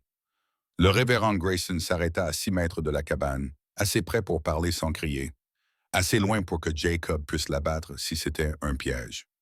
Monsieur Stone, je ne suis pas ici pour vous menacer. Je suis ici parce que Sir Margaret a sauvé la vie de mon fils. Samuel avait la typhoïde. Le médecin disait qu'il allait mourir, mais elle est restée à ses côtés pendant 9 jours et 9 nuits. Elle a à peine dormi, à peine mangé. Elle l'a juste maintenu hydraté, au frais et en vie. C'est grâce à elle que mon fils est en vie aujourd'hui. C'est très gentil, révérend. Mais cela ne change rien à la situation. Non, en effet. C'est pourquoi je suis ici pour vous aider. J'ai apporté des provisions, de la nourriture, des médicaments, et j'ai apporté ceci. Et le révérend Grayson a ouvert son manteau. Dans sa ceinture était glissé un revolver Colt, vieux mais bien entretenu. J'étais Texas Ranger avant de trouver Dieu, mais Stone a porté l'insigne pendant 23 ans. Je sais m'en servir. Et si des hommes viennent ici avec l'intention de faire du mal à une femme innocente, je répondrai de mes actes devant Dieu plus tard. Jacob sentit quelque chose changer en lui. Une tension dont il n'avait pas conscience se relâcha. Il n'était plus seul. Si vous vous approchez davantage de cette cabane, Grayson, je vous abattrai sur place. La voix de Colton était désormais presque hystérique. Alors vous devrez me tirer dessus, Colton, parce qu'il s'éclaircit la gorge. Je vais franchir cette porte. Et à moins que vous ne vouliez expliquer à toute la ville pourquoi vous avez tiré dans le dos d'un pasteur, vous me laisserez faire. Le révérend Grayson se dirigea vers la porte de la cabane. Jacob l'ouvrit juste assez pour que l'homme puisse se faufiler, puis la referma. Le révérend regarda Sir Margaret et son visage s'adoucit. « Ma sœur, Dieu merci, vous êtes en vie. Samuel a prié pour vous chaque nuit. Est-il bien portant? »« Parfait, grâce à vous. Alors cela n'aura pas été pour rien. » Le révérend Grayson se tourna vers Jacob. Ils vont probablement attaquer cette nuit. Colton est hors de contrôle. Le shérif essaie de rester dans la légalité, mais il a peur. Et il y a un homme avec eux. Un tireur. Un Russe nommé Victor Voulov. C'est lui le vrai danger. Combien d'armes? 20. Peut-être 25. Certains ne sont que des mineurs qui s'enfuiront au premier coup de feu, mais 10 d'entre eux sont sérieux. Ils se battront. Jacob marqua une pause. Que sais-tu de ce Volkov? Le visage du révérend Grayson s'assombrit. Pas grand-chose, mais Rosa Martinez m'a raconté quelque chose d'étrange. Elle l'a vu à l'église il y a 3 jours, debout devant la statue de Marie. Quand elle lui a demandé s'il avait besoin d'aide, il a répondu quelque chose en russe, puis en anglais. Il a dit « Ma mère était une femme pieuse. Je me demande ce qu'elle penserait de ce que je suis devenu. Un tueur avec une conscience. C'est plus dangereux qu'un tueur sans conscience, Païf. » Pourquoi? Parce qu'on ne sait jamais de quel côté il va se ranger le moment venu. Jacob fit le calcul. 3 défenseurs, même avec une bonne couverture et de meilleures positions de tir, contre 10 hommes déterminés avec un soutien professionnel. Les chiffres n'étaient pas bons. Nous ne pouvons pas gagner. Jacob fit le calcul. 3 défenseurs, même avec une bonne couverture et de meilleures positions de tir, contre 10 hommes déterminés avec un soutien professionnel. Les chiffres n'étaient pas bons. Nous ne pouvons pas gagner. Le révérend Grayson le surprit en souriant. Fiston, je n'ai pas parcouru 10 kilomètres dans la neige pour gagner. Je suis venu ici pour faire ce qui est juste. Parfois, cela suffit. Ils passèrent le reste de l'après-midi à se préparer. Jacob leur montra ses positions défensives. Les murs épais en rondins arrêteraient la plupart des balles. Les fenêtres étaient petites et hautes, difficiles à atteindre depuis l'extérieur. La falaise derrière eux empêchait qu'ils soient complètement encerclés. Mais le feu était la véritable menace. La cabane était en bois, du bois sec, s'ils y mettaient le feu. Les 3 hommes devraient s'enfuir, et s'enfuir signifiait mourir. Sir Margaret travaillait à leur côté sans se plaindre, déplaçant les meubles, empilant les provisions, préparant des bandages à partir de tissus déchirés. Sa formation médicale transparaissait dans la manière efficace dont elle organisait un hôpital de campagne dans un coin. De l'eau, des tissus propres, des aiguilles et du fil, du whisky pour désinfecter. À la tombée de la nuit, ils mangèrent de la viande séchée froide et burant de l'eau. Poste de pyro ce soir-là. La fumée aurait révélé leur position à l'intérieur de la cabane. Dehors, ils pouvaient voir la lueur de plusieurs feux de camp. Les posies avaient établi leur campement à 200 mètres, assez près pour être observés, assez loin pour être à l'abri des tirs de fusil. Ils attendent quelque chose. Jacob se tenait à la fenêtre, observant les feux lointains. Attendre quoi? Demanda Sir Margaret. Que nous nous enfuyions, que des renforts arrivent, ou peut-être simplement le courage.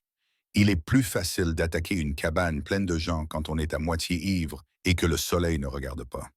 Vont-ils attaquer cette nuit? S'ils sont malins, ils attendront juste avant l'aube. C'est à ce moment-là que les gens sont le plus fatigués. Quand les gardes s'endorment, quand des erreurs sont commises. Le révérend Grayson vérifia son revolver pour la 10e fois.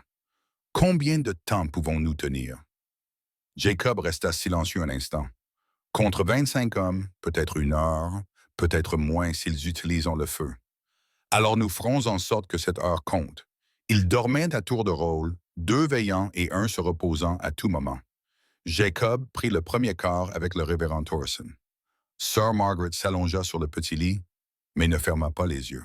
Vers minuit, alors que Jacob et le révérend Grayson montaient la garde, le révérend parla doucement. « Vous savez, Monsieur Stone, j'ai réfléchi. Si nous survivons à cela, que deviendra Sir Margaret? » Jacob resta silencieux un instant. Grognement. « Elle ne peut pas retourner à l'église. Pas après ça. Ils auront des questions auxquelles elle ne pourra pas répondre.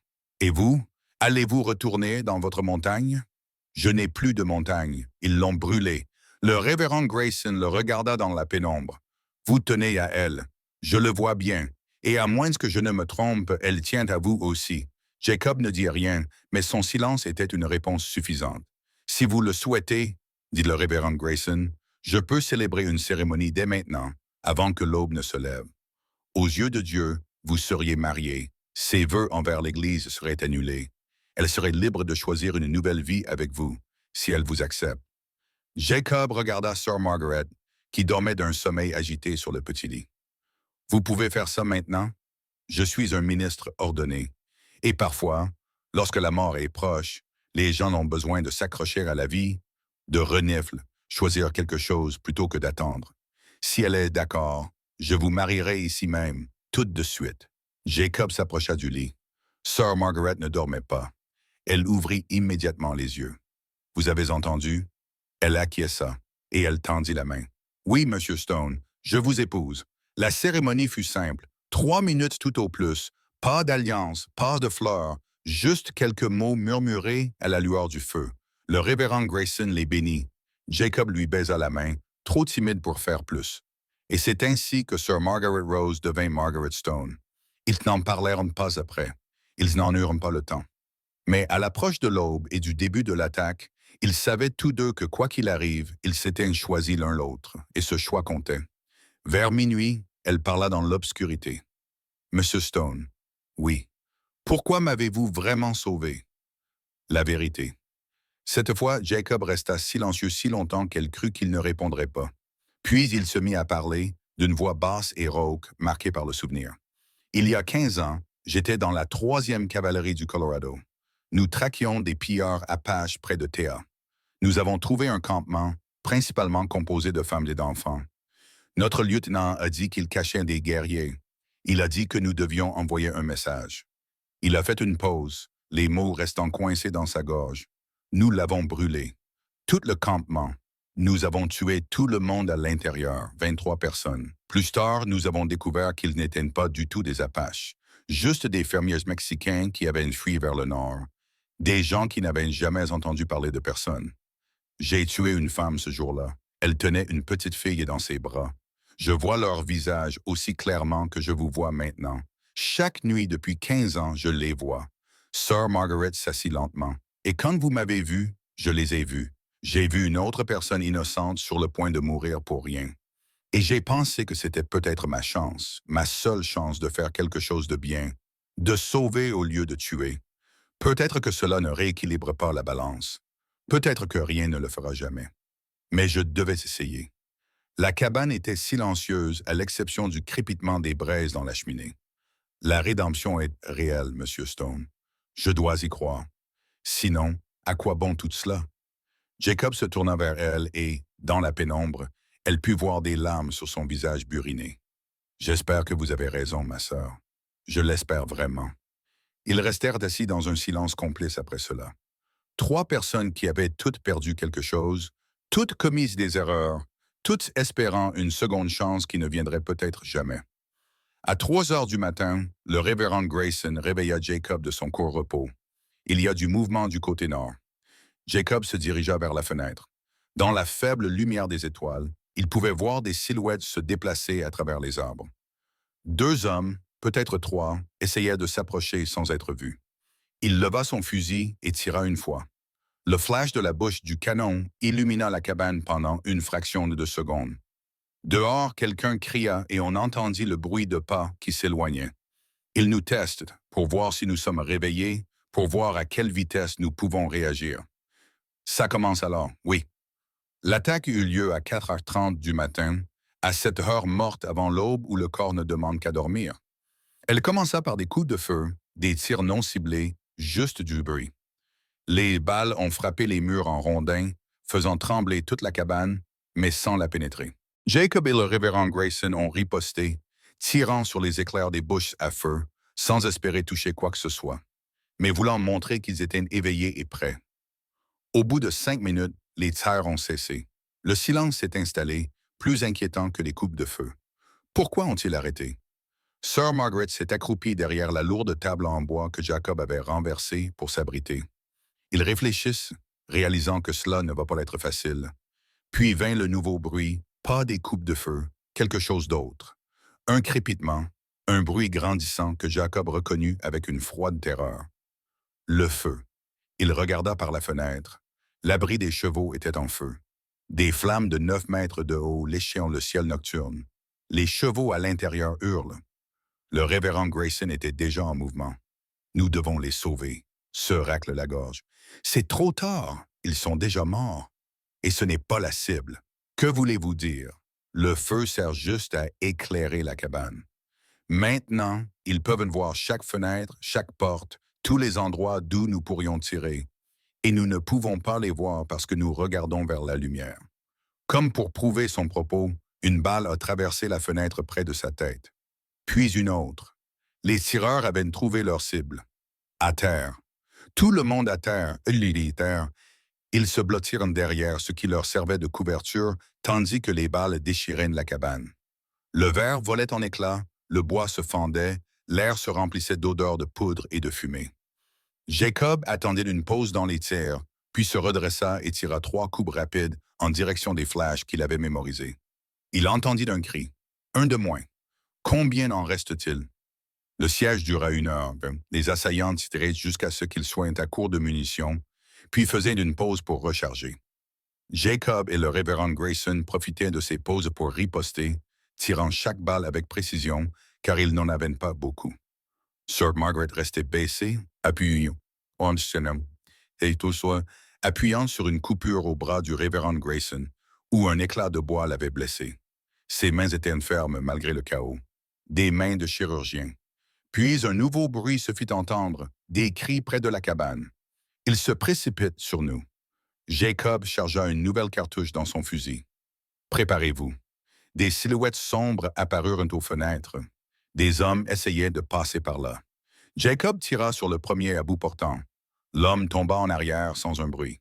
Le révérend Grayson en abattit un autre, puis un autre, mais ils étaient trop nombreux. Pour chaque homme qu'ils abattaient, 2 autres apparaissaient. La cabane était envahie. La porte arrière. Jacob attrapa le bras de Sir Margaret et la tira vers l'arrière de la cabane. Le révérend Grayson assura la couverture, son vieux col aboyant dans l'espace clos. Jacob ouvrit la porte arrière. L'air froid s'engouffra. Au-delà, la forêt sombre et la montagne s'élevaient dans la nuit. Courez. Ne regardez pas en arrière. Je suis juste derrière vous. Sir Margaret hésita. Monsieur Stone, partez. Elle courut. Le révérend Grayson la suivit. Jacob tira ses 2 derniers coups de feu sur la foule d'hommes qui tentaient de forcer la porte d'entrée, puis se retourna et se mit à courir derrière eux. Derrière lui, la cabane qui avait été sa maison pendant 12 ans était remplie d'hommes assoiffés de sang, de ses biens, de ses souvenirs, du cheval de bois qu'il avait sculpté pour son fils.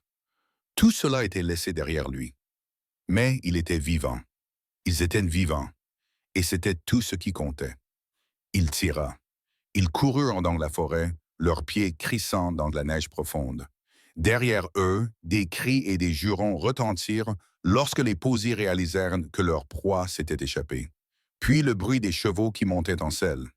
La poursuite était lancée. Jacob les conduisit en haut de la montagne, loin du sentier principal, dans une région qu'ils connaissaient et qu'ils ne connaissaient pas. La forêt était noire sous la lourde canopée des pins. Ils coururent à l'instinct et à la mémoire, les mains tendues pour éviter les arbres, les pieds trouvant le chemin par instinct. Sir Margaret tomba une fois, s'étalant dans la neige. Jacob la releva sans s'arrêter. Le révérend Grayson respirait par saccades. Aucun d'entre eux n'était plus jeune. Aucun d'entre eux n'était fait pour ce genre d'effort à cette altitude. Derrière eux, les chevaux qui les poursuivaient se frayaient un chemin à travers les broussailles. Ils se rapprochaient. Là, une voix s'est élevée. Je les vois. Un coup de feu a retenti. La balle a frappé un arbre à 15 cm de la tête de Jacob, le couvrant d'écorce. Continuez à avancer. Nous sommes presque à la crête. Ils ont jailli des arbres sur une pente dégagée. Les premières lueurs grises de l'aube commençaient à apparaître à l'est, et dans cette lumière, Jacob vit à la fois leur salut et leur perte. Au-dessus d'eux, un sentier étroit menait à un col rocheux. S'ils pouvaient l'atteindre, ils pourraient le défendre. 2 hommes dans un col pouvaient en retenir 20. C'était un terrain défensif parfait. Mais entre eux et ce col, il y avait 400 mètres de pente dégagée. Aucun abri, aucune cachette, juste de la neige profonde et la lumière grandissante qui ferait d'eux des cibles parfaites. Pas le choix. Courir. Ils coururent, les jambes en feu, les poumons hurlants. La neige leur arrivait parfois jusqu'aux cuisses, les ralentissant, essayant de les faire tomber. Les mains bandées de Sir Margaret laissaient des marques rouges dans la neige là où ses blessures s'étaient rouvertes. Les cavaliers surgirent de la forêt derrière eux. 20 hommes sur 20 chevaux et en tête, sur un étalon noir, Colton Brennan en personne. Son visage était déformé par la rage et le chagrin, dans une expression qui ressemblait à de la folie. C'est la sorcière. Ne la laissez pas atteindre le col. Les balles soulevaient la neige tout autour d'eux. L'une d'elles passa si près de l'oreille de Jacob qu'il en sentit la chaleur. Une autre frappa le manteau du révérend Grayson, déchirant le tissu, mais manquant la chair de quelques centimètres. Ils étaient à mi-chemin de la pente lorsque Jacob l'entendit. Un son qui glaça son sang. Un son qu'il avait déjà entendu il y a longtemps et qu'il n'avait jamais oublié. Le grognement profond et grondant de quelque chose de très grand et de très en colère. Il leva les yeux vers l'entrée du col et vit, se découpant contre l'aube naissante, Michel a un grizzly de 2,70 mètres de haut lorsqu'il se dressait sur ses pattes d'arrière. 360 kilos de muscles, de griffes et de crocs, et il venait de pénétrer en plein dans son territoire. « Oh mon Dieu !» rugit l'ours. Le son résonna dans la vallée comme un coup de tonnerre. Les chevaux en contrebas paniquèrent, se cabrant et ruant. 2 cavaliers furent désarçonnés. Les autres luttaient pour contrôler leur monture. « Courez !» Jacob poussa Sir Margaret sur le côté, loin de la trajectoire directe de l'ours. Le révérend Grayson trébucha en la suivant. L'ours, désorienté par la multitude de cibles, choisit la plus proche. Il choisit Jacob. L'animal dévala la pente à une vitesse terrifiante. Rien d'aussi gros ne devrait pouvoir se déplacer aussi vite. Jacob leva son fusil, sachant que c'était inutile. Une balle de fusil pouvait blesser un grizzly, le mettre en colère, mais elle ne l'arrêterait pas. Il tira quand même. 1 fois, 2 fois, 3 fois, l'ours continuait d'avancer. À la dernière seconde, Jacob se jeta sur le côté. Les griffes de l'ours manquaient dans son visage de quelques centimètres, mais elles lui lacérèrent l'épaule, déchirant son manteau et sa chemise et atteignant la chair en dessous. Il sentit ses côtes se briser. Il sentit du sang chaud couler le long de son flanc. Il roula dans la neige pour essayer de s'éloigner, mais l'ours avait déjà fait demi-tour. Il revenait pour une nouvelle attaque. Cette fois, il ne manquerait pas sa cible. Un coup de feu retentit. La tête de l'ours se tourna brusquement sur le côté. Il rugit à nouveau, secouant son énorme crâne. Un autre coup de feu, cette fois-ci provenant d'une autre direction. Sir Margaret et le révérend Grayson tiraient tous les deux. Le Winchester et le Colt crépitaient dans l'air froid.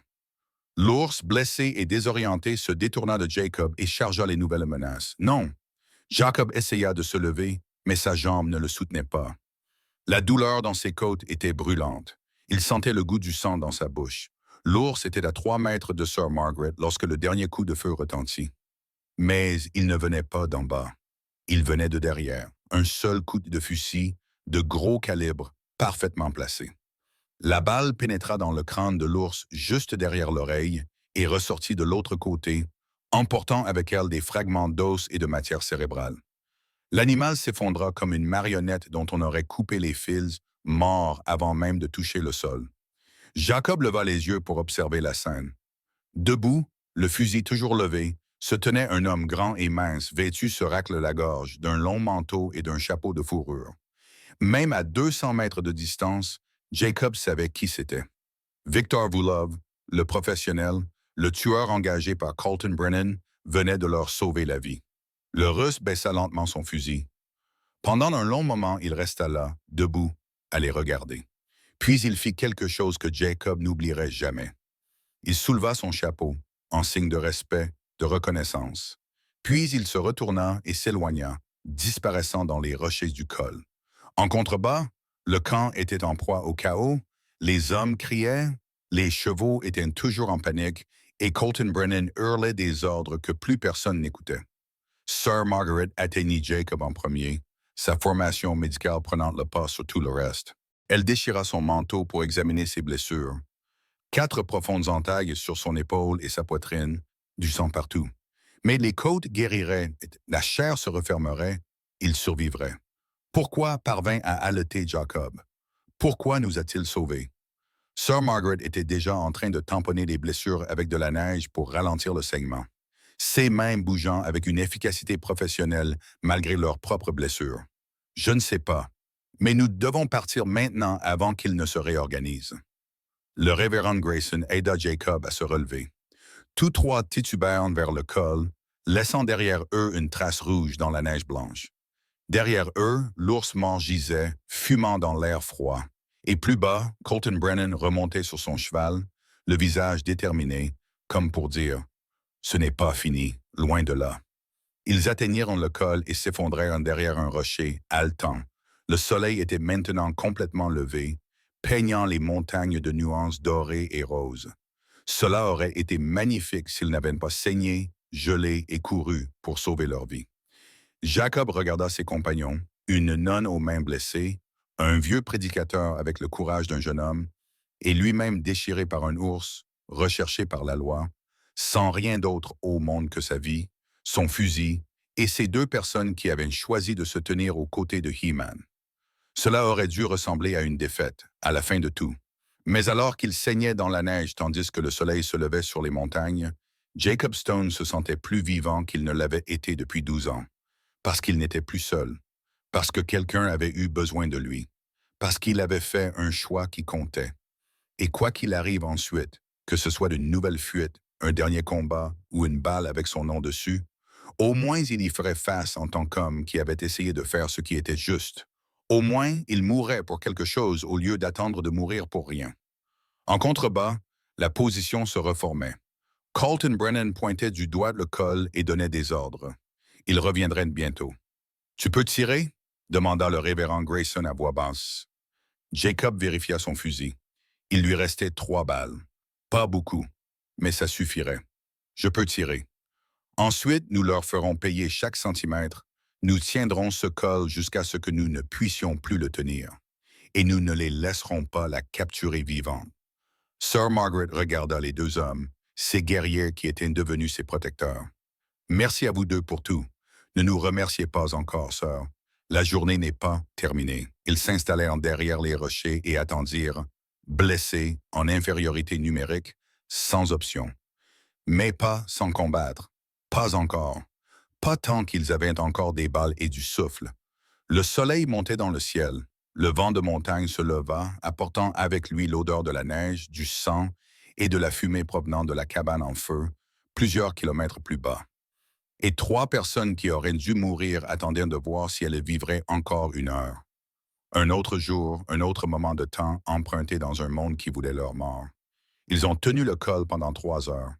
3 heures à attendre, à observer et à essayer de ne pas se vider de leur sang. Les blessures de Jacob avaient cessé de saigner abondamment, mais chaque respiration lui causait une douleur aiguë dans la poitrine, là où l'ours lui avait brisé les côtes.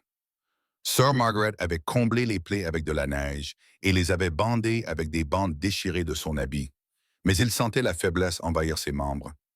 La perte de sang, le froid, l'épuisement le rattrapaient. En contrebas, les hommes de Colton Brennan avaient établi leur campement juste hors de portée des fusils. Astucieux, ils n'allaient pas se précipiter dans ce col étroit vers des positions défensives préparées. Ils allaient attendre. Attendre que les trois fugitifs soient à court de munitions. Attendre qu'ils gèlent. Attendre qu'ils commettent une erreur. Le temps jouait dans leur faveur. Le révérend A. Grayson était assis, le dos appuyé contre un rocher, le Colt posé sur ses genoux. Sa respiration était enfin revenue à la normale après la course désespérée dans la montagne. Monsieur Stone, j'ai réfléchi à ce qu'a fait ce Russe. Pourquoi un tueur à gages sauverait-il les personnes qu'il était payé pour tuer? Jacob observait les silhouettes lointaines en contrebas. Peut-être avait-il décidé que l'argent n'en valait pas la peine. Ou peut-être avait-il vu quelque chose qui lui avait rappelé pourquoi il était devenu un homme plutôt qu'un simple tueur. Sœur Margaret était restée silencieuse pendant 1 heure, les mains jointes en prière. Elle les baissa et prit la parole. Mais avant qu'elle n'ait pu parler des loups et de la compassion, son estomac se retourna. La nausée la submergea si fortement qu'elle dut s'agripper au rocher pour ne pas tomber. Jacob le remarqua immédiatement. « Ça va? » Juste fatiguée. Elle esquissa un sourire. Mais dans sa tête, les pensées se bousculaient. Les signes étaient là depuis des jours. Les nausées matinales qu'elle avait attribuées à la faim. La fatigue qui ne ressemblait pas à une simple fatigue. La sensibilité de ses seins qu'elle avait ignorée. Elle avait soigné suffisamment de femmes enceintes pour reconnaître les symptômes, mais les reconnaître chez elle-même lui semblait impossible.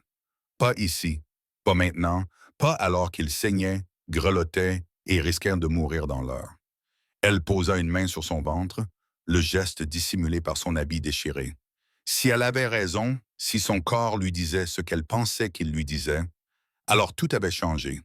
Il ne se battait plus pour 2 vies, 3. Elle regarda Jacob, pâle et blessé. Du sang suintait à travers ses bandages. Elle regarda le révérend Grayson, qui serrait ses 4 dernières balles comme une bouée de sauvetage. Non, elle ne pouvait pas leur dire. Pas maintenant. Le savoir pourrait les rendre imprudents, les pousser à tenter quelque chose d'héroïque et de stupide qui les ferait tuer. Ce secret était le sien seul pour l'instant. Elle prit une inspiration et s'observa. Quand je suivais ma formation d'infirmière, un médecin m'a dit quelque chose que je n'ai jamais oublié. Et elle continua avec l'histoire des 2 loups, comme si son monde entier ne venait pas de basculer sous ses pieds. Quand je suivais ma formation d'infirmière, un médecin m'a dit quelque chose que je n'ai jamais oublié. Il m'a dit que chaque personne porte 2 loups en elle. L'un est cruel, craintif et haineux. L'autre est compatissant, courageux et aimant. Et le loup qui gagne est celui que vous nourrissez. Selon vous, quel loup a gagné chez ce Russe? Je pense qu'il a cessé de nourrir le mauvais. Même si ce n'était que pour un instant, le soleil monta plus haut, mais la température a à peine augmenté. Il se trouvait désormais à plus de 3000 mètres d'altitude, dans une région où l'hiver ne lâche jamais complètement prise. Les blessures de Jacob avaient commencé à se raidir. Chaque mouvement lui arrachait la chair déchirée. Il avait besoin de repos, de soins médicaux, de chaleur, autant de choses qu'il n'obtiendrait pas assis derrière un rocher avec 3 balles et 20 hommes armés en contrebas. Vers midi, un cavalier s'est détaché du groupe en contrebas et a remonté une partie de la pente. Il s'est arrêté bien en dehors de la portée des fusils et leur a lancé « Stone, vous m'entendez? » Jacob reconnut de la voix. « Sheriff Cooper, je vous entends. Colton veut que je vous dise que si vous nous envoyez la femme, il vous laissera partir, vous et le révérend. » Jacob regarda Sir Margaret. Elle soutint son regard, attendant qu'il décide de son sort. Sache son sort. L'ancien Jacob, celui qui s'était caché dans ces montagnes pendant 12 ans, aurait peut-être envisagé cette solution, aurait peut-être pesé sa vie contre la sienne et trouvé la sienne insuffisante, mais ce Jacob était mort quelque part entre le peuplier et ce col gelé. Dites à Colton que Sir Margage reste avec nous. S'il la veut, il devra passer par moi.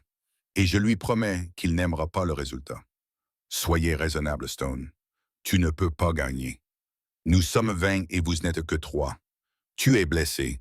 Il te reste peut-être une poignée de balles. Rends-toi maintenant, tant que tu le peux encore. La seule reddition qui aura lieu aujourd'hui, c'est que tu es shérif. Tu as écrit ici pour arrêter une femme innocente. Et tu l'as fait parce que Carlton Brennan détient ton hypothèque et ta conscience. Je n'ai aucun respect pour ce genre de loi. Il y eut un long silence. Lorsque le shérif Cooper reprit la parole, sa voix était plus calme, plus triste. Vous avez raison sur tout, mais savoir ce qui est juste ne signifie pas toujours que l'on peut le faire. Certains d'entre nous ont une famille, des enfants à nourrir, des femmes qui ont besoin de médicaments. Nous ne pouvons pas tous être des héros, Stone. Non, mais vous pouvez essayer d'être honnête, c'est déjà ça. Le shérif fit demi-tour et repartit. Jacob le regarda s'éloigner et ressentit quelque chose qui ressemblait à de la pitié. Cooper n'était pas un mauvais homme, juste un homme faible. Et dans ce pays, la faiblesse vous tuait aussi sûrement que le mal. Ils vont attaquer à nouveau. Le révérend Grayson vérifia ses munitions. Il restait 4 balles dans le Colt. C'est tout ce qu'il nous reste, n'est-ce pas? Après ça, c'est fini. Jacob regarda son propre fusil. 3 balles. Puis il vérifia le Winchester de Sir Margaret. Il lui restait 5 balles. Au total, 12 balles pour 3 personnes. Nous devons les utiliser à bon escient. Et nous ne devons pas gaspiller un seul tir. L'attaque survint 1 heure plus tard et vint d'une direction inattendue. Pas d'en bas, d'où ils observaient, mais d'en haut, depuis les rochers plus hauts dans la montagne. Jacob aperçut un mouvement du coin de l'œil, leva les yeux et vit 3 hommes descendre de la crête. Ils avaient dû faire le tour pendant la nuit, escalader le versant opposé et se trouvaient maintenant au-dessus du col, au-dessus des défenseurs, en hauteur. 3 hommes. Le révérend Grayson se retourna et tira. La distance était extrême pour un pistolet, peut-être 60 mètres. Les balles ricochèrent sur les rochers près des grimpeurs, mais ne touchèrent personne. Ils se dispersèrent pour se mettre à couvert. L'attaque par le bas commença alors. Des hommes se précipitèrent vers le col pendant que les défenseurs étaient distraits. Une attaque coordonnée. Professionnelle. Jacob tira une fois. Un homme s'effondra, se tenant de la jambe. Il tira à nouveau. Un autre homme trébucha. Sa dernière balle atteignit un 3e homme à l'épaule, le faisant tournoyer. Le fusil était vide et il continuait d'avancer. Le Colt du révérend Grayson aboya 3 fois. 2 coups au but, un raté. Sa dernière balle s'était coincée. Un raté.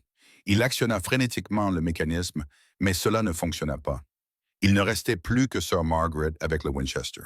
5 balles contre 15 hommes. Elle se leva, s'exposant complètement pour avoir une vue dégagée, et commença à tirer. Ses mains étaient fermes, sa respiration contrôlée. La fille du médecin, qui n'avait jamais tué personne jusqu'à la veille, devint une guerrière à cet instant. Elle tira 5 fois. 5 hommes tombèrent ou plongèrent pour se mettre à couvert. Puis son fusil se vida à son tour. Jacob attrapa une pierre. C'était tout ce qui lui restait. Une pierre de la taille de son poing. S'il s'approchait suffisamment, il s'en servirait. Et puis ses mains, et puis ses dents, s'il le fallait. Mais la ruée s'arrêta. Les hommes en bas, voyant 3 défenseurs qui refusaient d'abandonner, qui leur avaient fait payer chaque mètre au prix du sang, perdirent leur sang-froid. Ils battirent en retraite en descendant la pente, traînant leurs blessés avec eux. Les 3 hommes en haut avaient également battu en retraite, ne voulant pas descendre à portée de main de personnes qui n'avaient plus rien à perdre. Nous avons réussi. Sir Margaret baissa le fusil vide, tout son corps tremblant. Nous les avons repoussés pour l'instant. Jacob s'affaissa contre le rocher, la douleur le submergeant par vagues. Mais ils reviendront et la prochaine fois, nous n'aurons plus rien pour les arrêter. Alors nous fuirons à nouveau. Où? Regarde autour de toi, ma sœur. Nous sommes au sommet du monde. Il n'y a nulle part où fuir. C'est la fin du voyage. Elle le regarda. Cet homme des montagnes qui lui avait sauvé la vie, qui avait tout abandonné pour protéger une inconnue, qui était maintenant blessée et brisée, mais toujours rebelle. Alors nous mourrons ici ensemble, debout. Avant que Jacob n'ait pu répondre, ils l'entendirent. Un bruit qui n'avait pas sa place ici. Pas des coups de feu, pas des cris. Autre chose. Un cheval seul qui remontait le sentier depuis le bas. Marchant lentement, délibérément, il se raidire, prêt à lancer des pierres si nécessaire. Mais le cavalier qui apparut n'était pas celui qu'ils attendaient. C'était une femme d'âge moyen, vêtue de vêtements coûteux, maintenant couvert de poussière, chevauchant un cheval-bay. Son visage était pâle mais déterminé. Et même de loin, Jacob pouvait voir la ressemblance avec le jeune homme dont la mort avait déclenché tout cela. Elizabeth Brennan, la femme de Colton. Elle s'approcha à distance de conversation et s'arrêta. Elle avait les mains vides, levées pour montrer qu'elle ne portait pas d'armes. Sir Margaret, Monsieur Stone, Révérend Grayson, je m'appelle Elizabeth Brennan, j'ai besoin de vous parler, s'il vous plaît. C'est important. C'est un piège. Le Révérend Grayson se plaça entre la femme et Sir Margaret. Votre mari veut nous tuer et vous venez ici seul à cheval. Je n'y crois pas. Ce n'est pas un piège. Je suis venu seul parce que Colton ne sait pas que je suis ici. S'il le savait, il m'en empêcherait, car ce que j'ai à dire va le détruire. Alors dites-le et partez. Élisabeth descendit de cheval avec les mouvements raides de quelqu'un qui n'a pas l'habitude de parcourir de longues distances. Elle s'avança jusqu'à ce qu'elle ne soit plus qu'à 6 mètres. Assez près pour qu'il puisse voir que ses yeux étaient rougis par les larmes. Sir Margaret n'a pas tué mon fils. Je le savais depuis le début. J'étais là la nuit où Benjamin est mort. J'ai regardé le Dr. Hammond le soigner. J'ai vu le médecin verser le mercure. Ses mains tremblaient. Il buvait depuis le matin. Et je l'ai vu en verser beaucoup trop dans le verre, 25 grains, alors que la dose correcte est de 10. Pourquoi n'avez-vous rien dit? La voix de Sir Margaret était calme mais intense. Pourquoi les avez-vous laissés me blâmer? Parce que j'étais une lâche. La voix d'Elizabeth s'est brisée. Parce que Colton était tellement détruit par la mort de Benjamin qu'il avait besoin de blâmer quelqu'un. Et le Dr. Hammond lui a proposé vous, une femme étrangère, catholique, différente, facile à détester. Et je me suis dit que le docteur avait peut-être raison, que vous aviez peut-être maudit Benjamin d'une manière ou d'une autre. Car accepter cette vérité signifiait accepter que notre fils était mort à cause d'une simple erreur, qu'il n'y avait pas de grand mal, pas de dessein, juste la malchance d'un médecin ivre. Elle essuya les larmes de son visage avec une main gantée. J'ai vécu avec cette culpabilité tous les jours depuis. Chaque nuit, je vois le visage de Benjamin et je sais que je l'ai trahi en ne disant pas la vérité, en laissant une femme innocente être blâmée pour sa mort. Alors pourquoi parler maintenant? Demanda Jacob. Pourquoi venir ici aujourd'hui? Parce que hier soir, après l'incendie de la cabane, j'ai entendu Colton parler à ses hommes, planifiant comment ils allaient tous vous tuer. Pas seulement Sir Margaret, vous tous. Et j'ai réalisé que si je restais silencieuse, je n'aurais pas seulement le sang de Benjamin sur les mains, j'aurais aussi le vôtre. Et je ne pourrais pas vivre avec ça. Elle a fouillé dans son manteau et en a sorti un morceau de papier plié. C'est une lettre du Dr. Hammond. Il me l'a donnée il y a 3 jours. Il m'a fait promettre de ne pas l'ouvrir à moins qu'il lui arrive quelque chose. Hier soir, après votre évasion, le docteur est allé dans son bureau et a bu une bouteille de Elm. Il est sort et voici ce qu'il voulait que le monde sache. Elle tendit la lettre au révérend Grayson, qui la déplia d'une main tremblante. Il la lut à haute voix, sa voix gagnant en force au fur et à mesure. À qui de droit, je m'appelle Dr. Philip Hammond. J'écris ceci parce que je ne peux plus vivre avec ce que j'ai fait. Dans la nuit du 1er décembre 1868, j'ai soigné Benjamin Brennan pour une fièvre typhoïde. J'étais ivre. J'ai été ivre la plupart du temps au cours des 5 dernières années, depuis le décès de ma propre femme. Dans mon état altéré, j'ai administré 25 grains de mercure au jeune Monsieur Brennan. La dose thérapeutique correcte est de 10 grains. Lorsque j'ai réalisé mon erreur, il était trop tard. Le garçon n'est pas mort de la maladie, mais d'un empoisonnement au mercure, de ma main, de ma négligence. Lorsque Colton Brennan a exigé de savoir pourquoi son fils était mort alors qu'un autre garçon avait survécu, j'ai accusé Sir Margaret Rose. Je l'ai traitée de sorcière. J'ai suggéré qu'elle avait utilisé des moyens contre nature. Je l'ai faite pour sauver ma réputation et mon gagne-pain. Ce faisant, j'ai condamné à mort une femme innocente. Je ne peux plus supporter cette culpabilité. Au moment où cette lettre sera lue, j'aurai mis fin à mes jours. C'est moins que ce que je mérite. À Sir Margaret, j'offre mes excuses les plus sincères, même si je sais qu'elles ne signifient rien. À la famille Le Brennan, j'offre la vérité. Votre fils est mort à cause de moi, parce que j'étais trop faible et trop fier pour admettre que je représentais un danger pour mes patients. Que Dieu ait pitié de mon âme, car je n'ai aucune pitié pour moi-même. Dr. Philip Hammond. Le col devint silencieux. Même le vent semblait retenir son souffle. Elizabeth leva les yeux vers les 3 défenseurs. Je vais apporter cette lettre au shérif Cooper. Je vais la lire devant tous ces hommes là-bas.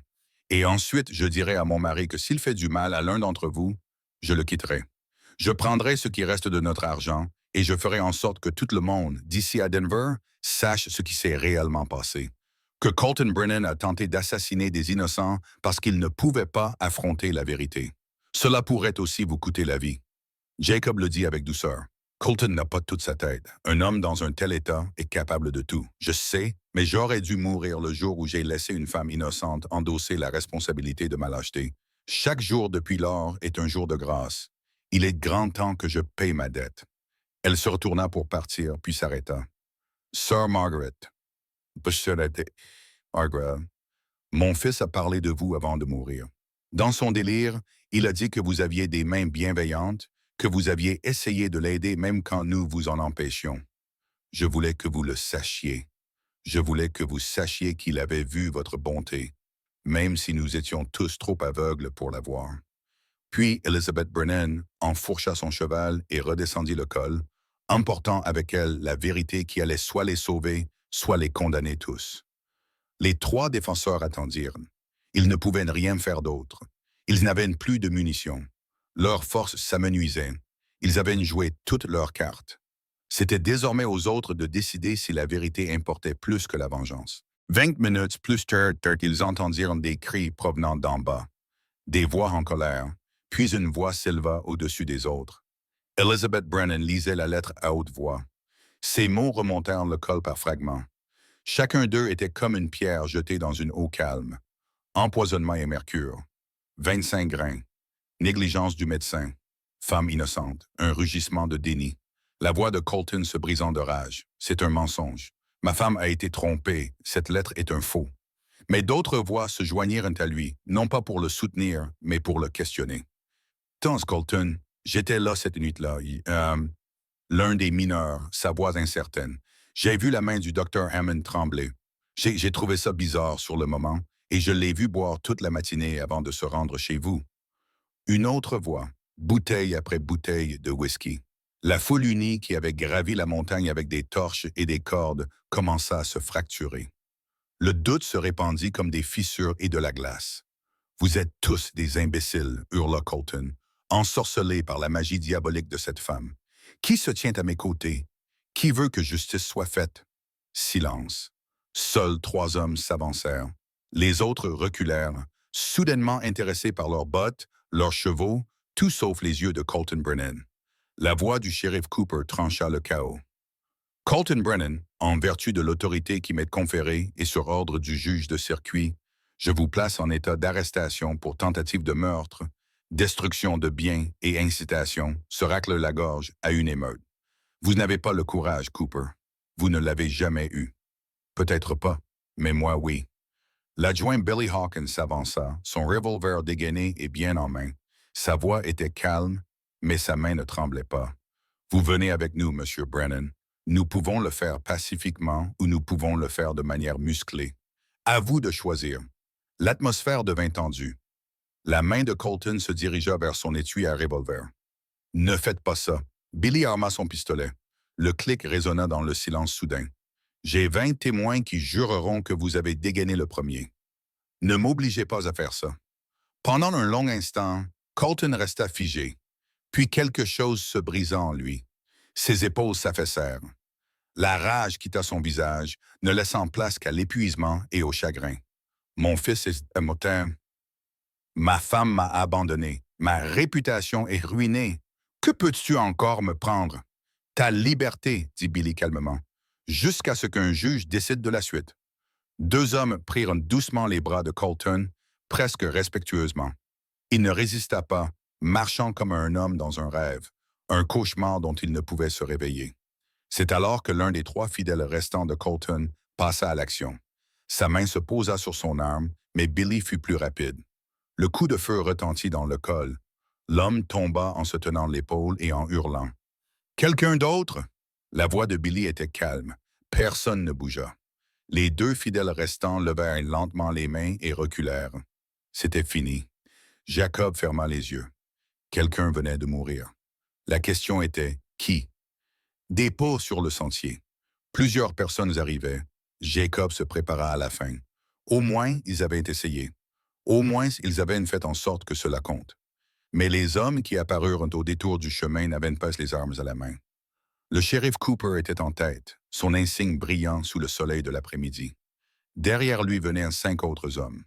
Pas de Colton, pas de mercenaires, juste des habitants de la ville qui avaient l'air fatigués et honteux. C'est fini. Le shérif Cooper s'est arrêté à 3 mètres. Colton est en état d'arrestation. Tentative de meurtre, destruction de biens, incitation à l'émeute. Il sera jugé à Denver. Et nous? A demandé Jacob. Vous êtes libre de partir.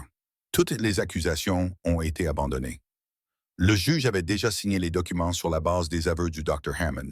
Il regarda Sir Margaret. Je suis désolé, ma sœur, pour tout cela. Nous aurions dû écouter. Nous aurions dû enquêter.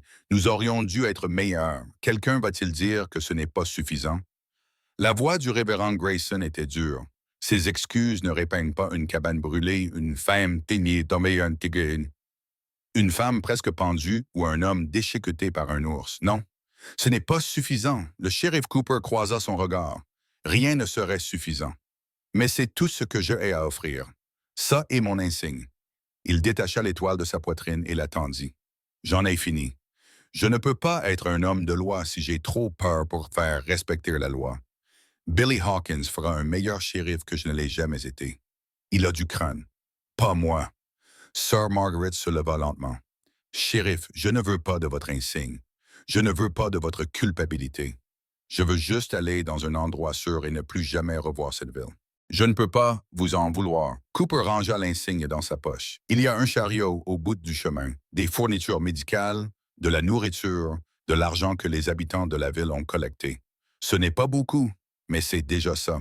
Et il y a un révérend à Durango qui vous donnera refuge si vous le souhaitez, à 2 jours de cheval vers le sud.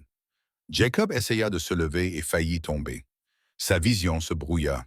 La perte de sang le rattrapait. Le révérend Grayson le rattrapa et le soutint.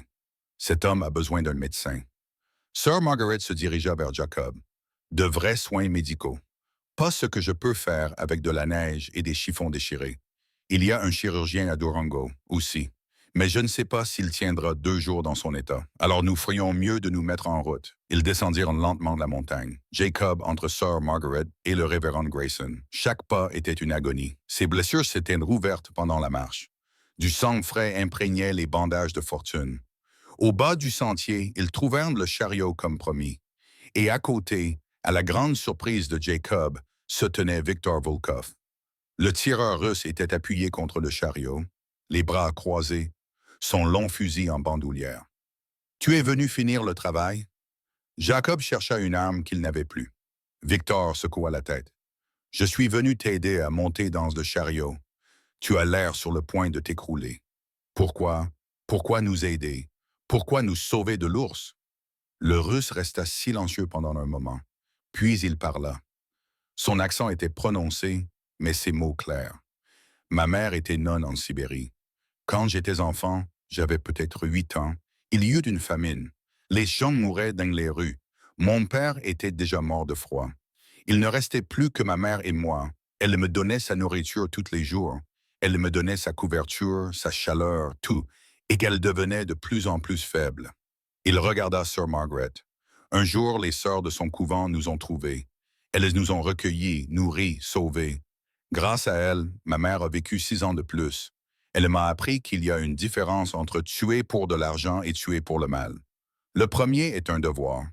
Le second est un péché. Et tuer une religieuse, c'est un péché que je ne peux commettre, à aucun prix. Il aida Jacob à monter dans le chariot avec une douceur surprenante pour un homme qui avait tué pour gagner sa vie. Va à Durango, guéris, vis une belle vie, et oublie Colton Brennan et cette maudite montagne. Se racle la gorge. Que vas-tu faire? Victor sourit, mais le sourire n'atteignit pas ses yeux. Trouver un autre Joe, une autre pièce, une autre personne qui pense que l'argent peut tout acheter. Le monde ne manque jamais de tels hommes. Il salua Sir Margaret d'un signe de tête, fit un signe au révérend Grayson et s'éloigna. Ils le regardèrent disparaître dans les arbres. Un tueur qui avait choisi la miséricorde. Un homme qui nourrissait le bon loup. Le trajet en chariot jusqu'à Durango prit 3 jours au lieu de 2. Ils durent s'arrêter fréquemment pour soigner les blessures de Jacob. Sir Margaret les nettoya, les sutura correctement, utilisa de vrais médicaments provenant des fournitures envoyées par la ville. Mais l'infection s'était installée. La fièvre allait et venait. Jacob oscillait entre conscience et délire. Dans ses rêves fiévreux, il voyait sa femme, son fils, la Mexicaine et l'enfant qu'il avait tué 15 ans auparavant. Mais pour la première fois, il les voyait aussi lui pardonner. Il les voyait sourire, se détourner et s'éloigner vers la lumière. Lorsque la fièvre finit par baisser le matin du 4e jour, il ouvrit les yeux et vit Sir Margaret assise à côté du chariot, la tête inclinée en prière. Le soleil matinal illuminait ses cheveux comme une couronne. « Vous êtes réveillé. » Elle toucha son front pour vérifier s'il avait encore de la fièvre. « Le pire est passé. Vous allez vivre. Grâce à vous. Grâce à nous deux. Tu m'as gardé en vie. Je t'ai gardé en vie. » Cela semblait équitable. Ils arrivèrent à Durango le soir du 5e jour. Le chirurgien sur place, un homme compétent nommé Dr. Walsh, examina les blessures de Jacob et déclara qu'il avait de la chance d'être encore en vie. « Un jour de plus, et l'infection t'aurait tué, mais tu guériras. Donne-toi du temps. » Jacob avait désormais tout le temps qu'il voulait. Sa cabane ayant brûlé et son ancienne vie ayant disparu, il n'avait plus rien d'autre que du temps. Sir Margaret resta à Durango pour travailler dans la petite clinique rattachée à l'église. Le révérend, le père Michael, l'avait accueillie sans poser de questions. Elle était douée dans son travail. Il dit que la ville avait besoin d'elle. Elle pouvait rester aussi longtemps qu'elle le souhaitait. Le révérend Grayson retourna à Silver Point pour récupérer son fils et ce qui restait de sa vie là-bas. Il revint 2 semaines plus tard avec des nouvelles. Colton Brennan avait été condamné à 5 ans de prison. Elizabeth Brennan avait vendu la mine et fait don de la majeure partie de l'argent pour construire un hôpital. Elle avait gardé juste assez pour vivre modestement et avait pris un emploi d'enseignante. La ville se remettait lentement, mais sûrement. Jacob resta dans une pension pendant que son corps guérissait. Il aurait dû planifier sa prochaine étape, décider où aller, quoi faire, mais chaque jour, il se retrouvait à marcher jusqu'à la clinique, assis sur le banc à l'extérieur, regardant Sir Margaret travailler à travers la fenêtre. Un soir, elle est sortie et s'est assise à côté de lui. « Vous savez, monsieur, vous êtes assis ici tous les jours. Les gens vont parler. Laissez-les parler. Je n'ai nulle part où aller. Vous pourriez reconstruire, retourner dans les montagnes, recommencer à zéro. Je pourrais, mais je ne veux pas. Que voulez-vous? » Il resta silencieux pendant un long moment. Puis il dit ce qu'il pensait depuis des semaines, mais n'avait pas osé dire à voix haute. « Je veux arrêter de fuir, arrêter de me cacher, arrêter de vivre comme un fantôme. Je veux faire à nouveau partie du monde. Même si le monde est désordonné, compliqué et plein de gens qui font des erreurs. » Elle lui prit la main, posant délicatement ses doigts sur sa pompe balafrée. « Moi aussi, je veux ça. Je pensais vouloir me détacher du monde. C'est pour ça que je suis devenue nonne. Mais ces dernières semaines, j'ai compris quelque chose. Dieu ne veut pas que nous nous cachions de la vie. Il veut que nous la vivions pleinement, entièrement. Même les parties qui font mal. L'Église ne serait peut-être pas d'accord avec cette interprétation. Alors peut-être que je ne suis plus destinée à être nonne. » Il la regarda vraiment, et vit dans ses yeux la même chose. Il sentit un lien forgé dans le feu, le sang et la survie. Quelque chose qui ne pouvait être nié ou rationalisé. « Que dites-vous, sœur? Je dis que je m'appelle Margaret, juste Margaret, et je vous demande si vous aimeriez recommencer à zéro ensemble, pas en tant que nonne et ermite, mais en tant que 2 personnes qui ont reçu une seconde chance et qui ne veulent pas la gâcher. » Jacob sentit quelque chose se briser dans sa poitrine, quelque chose qui était resté gelé pendant 12 ans. Cela faisait mal, mais c'était une bonne douleur. La douleur de quelque chose de mort qui revenait à la vie. Oui, j'aimerais beaucoup cela. Ils se marièrent 3 semaines plus tard, célébrés par le père Michael. Ce fut une petite cérémonie. Le révérend Grayson était leur témoin. Une poignée d'habitants de la ville étaient présents. Rien d'extraordinaire. Rien d'élaboré, juste 2 personnes qui se faisaient des promesses qu'elles avaient l'intention de tenir. Ils ont acheté une petite maison à la périphérie de Durango. Elle n'avait rien à voir avec la cabane que Jacob avait perdue, mais elle était suffisante. Suffisante pour que 2 personnes puissent y construire leur vie. Margaret a ouvert une clinique dans l'une des pièces. Jacob travaillait comme guide pour les chasseurs et les géomètres qui avaient besoin de quelqu'un connaissant bien les montagnes. L'argent n'était pas beaucoup, mais c'était honnête, propre, gagné sans se cacher du monde. Les cicatrices se sont estompées avec le temps, celles à l'extérieur du moins.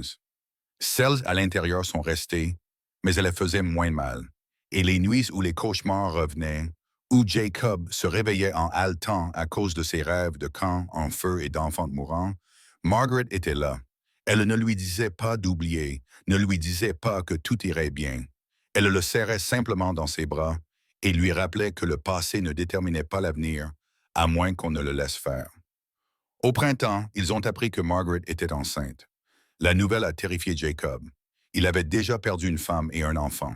L'idée de revivre cela lui donnait envie de retourner se cacher dans sa montagne. Mais Margaret ne l'a pas laissé partir. Ce n'est pas la même chose.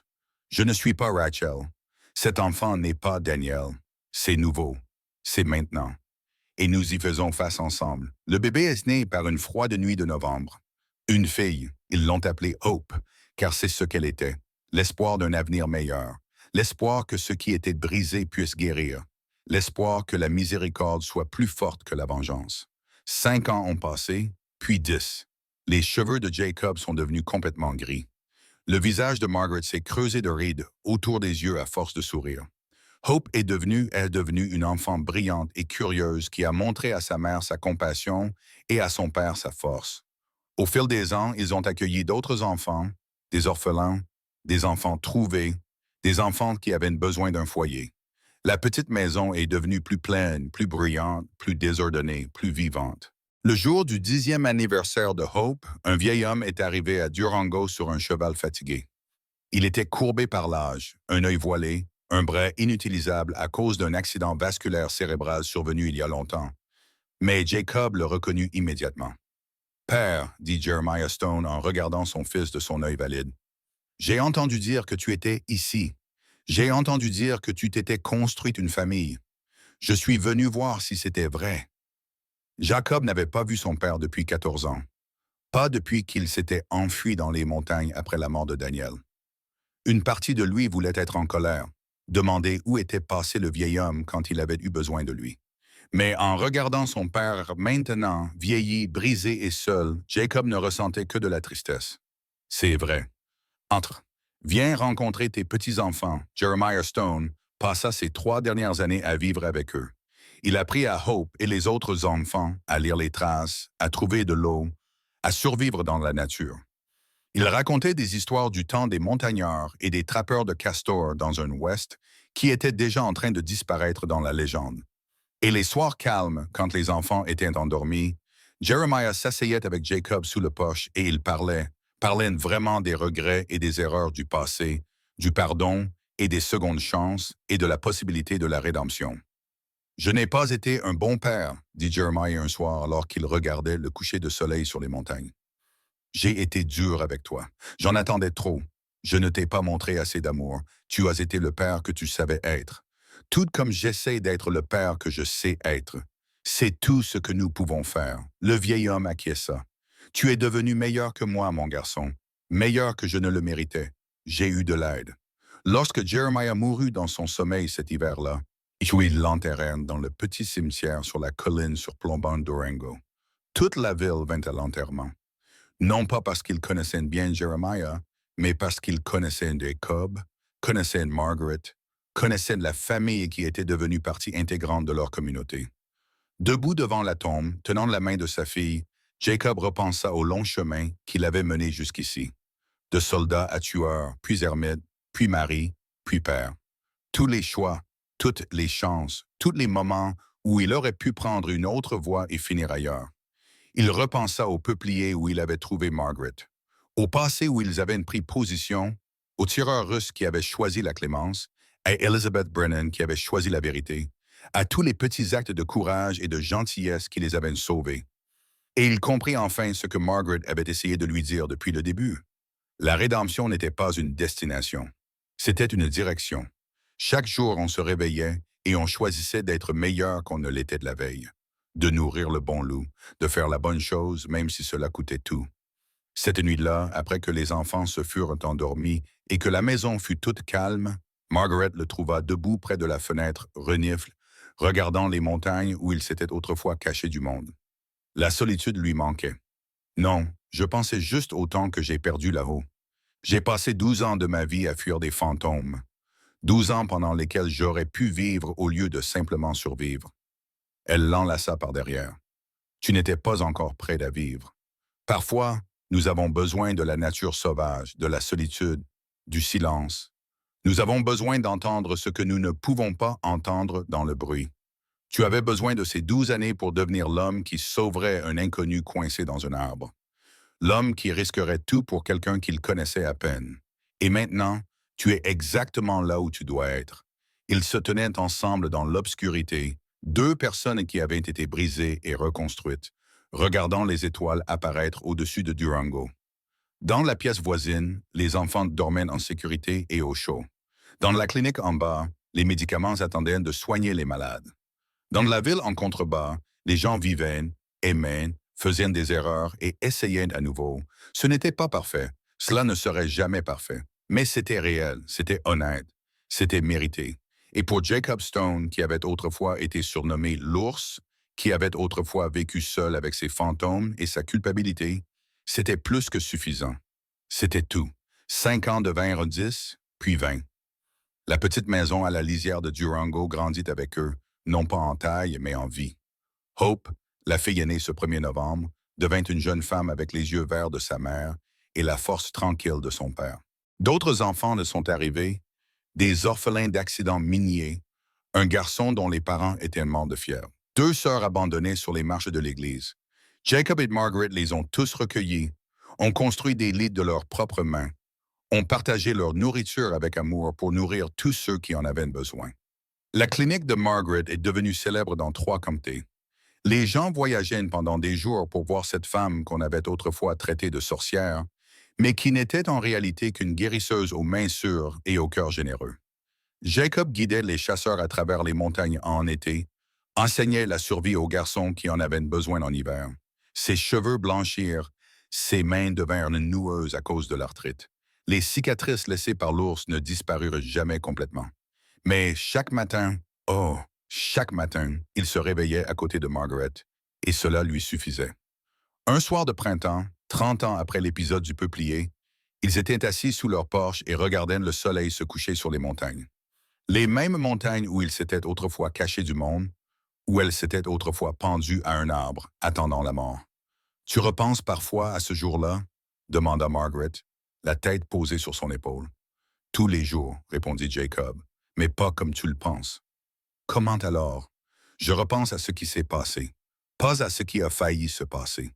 Tout ce qui est bon dans ma vie vient du moment où j'ai décidé de m'arrêter, de m'intéresser à quelqu'un, d'aider un inconnu.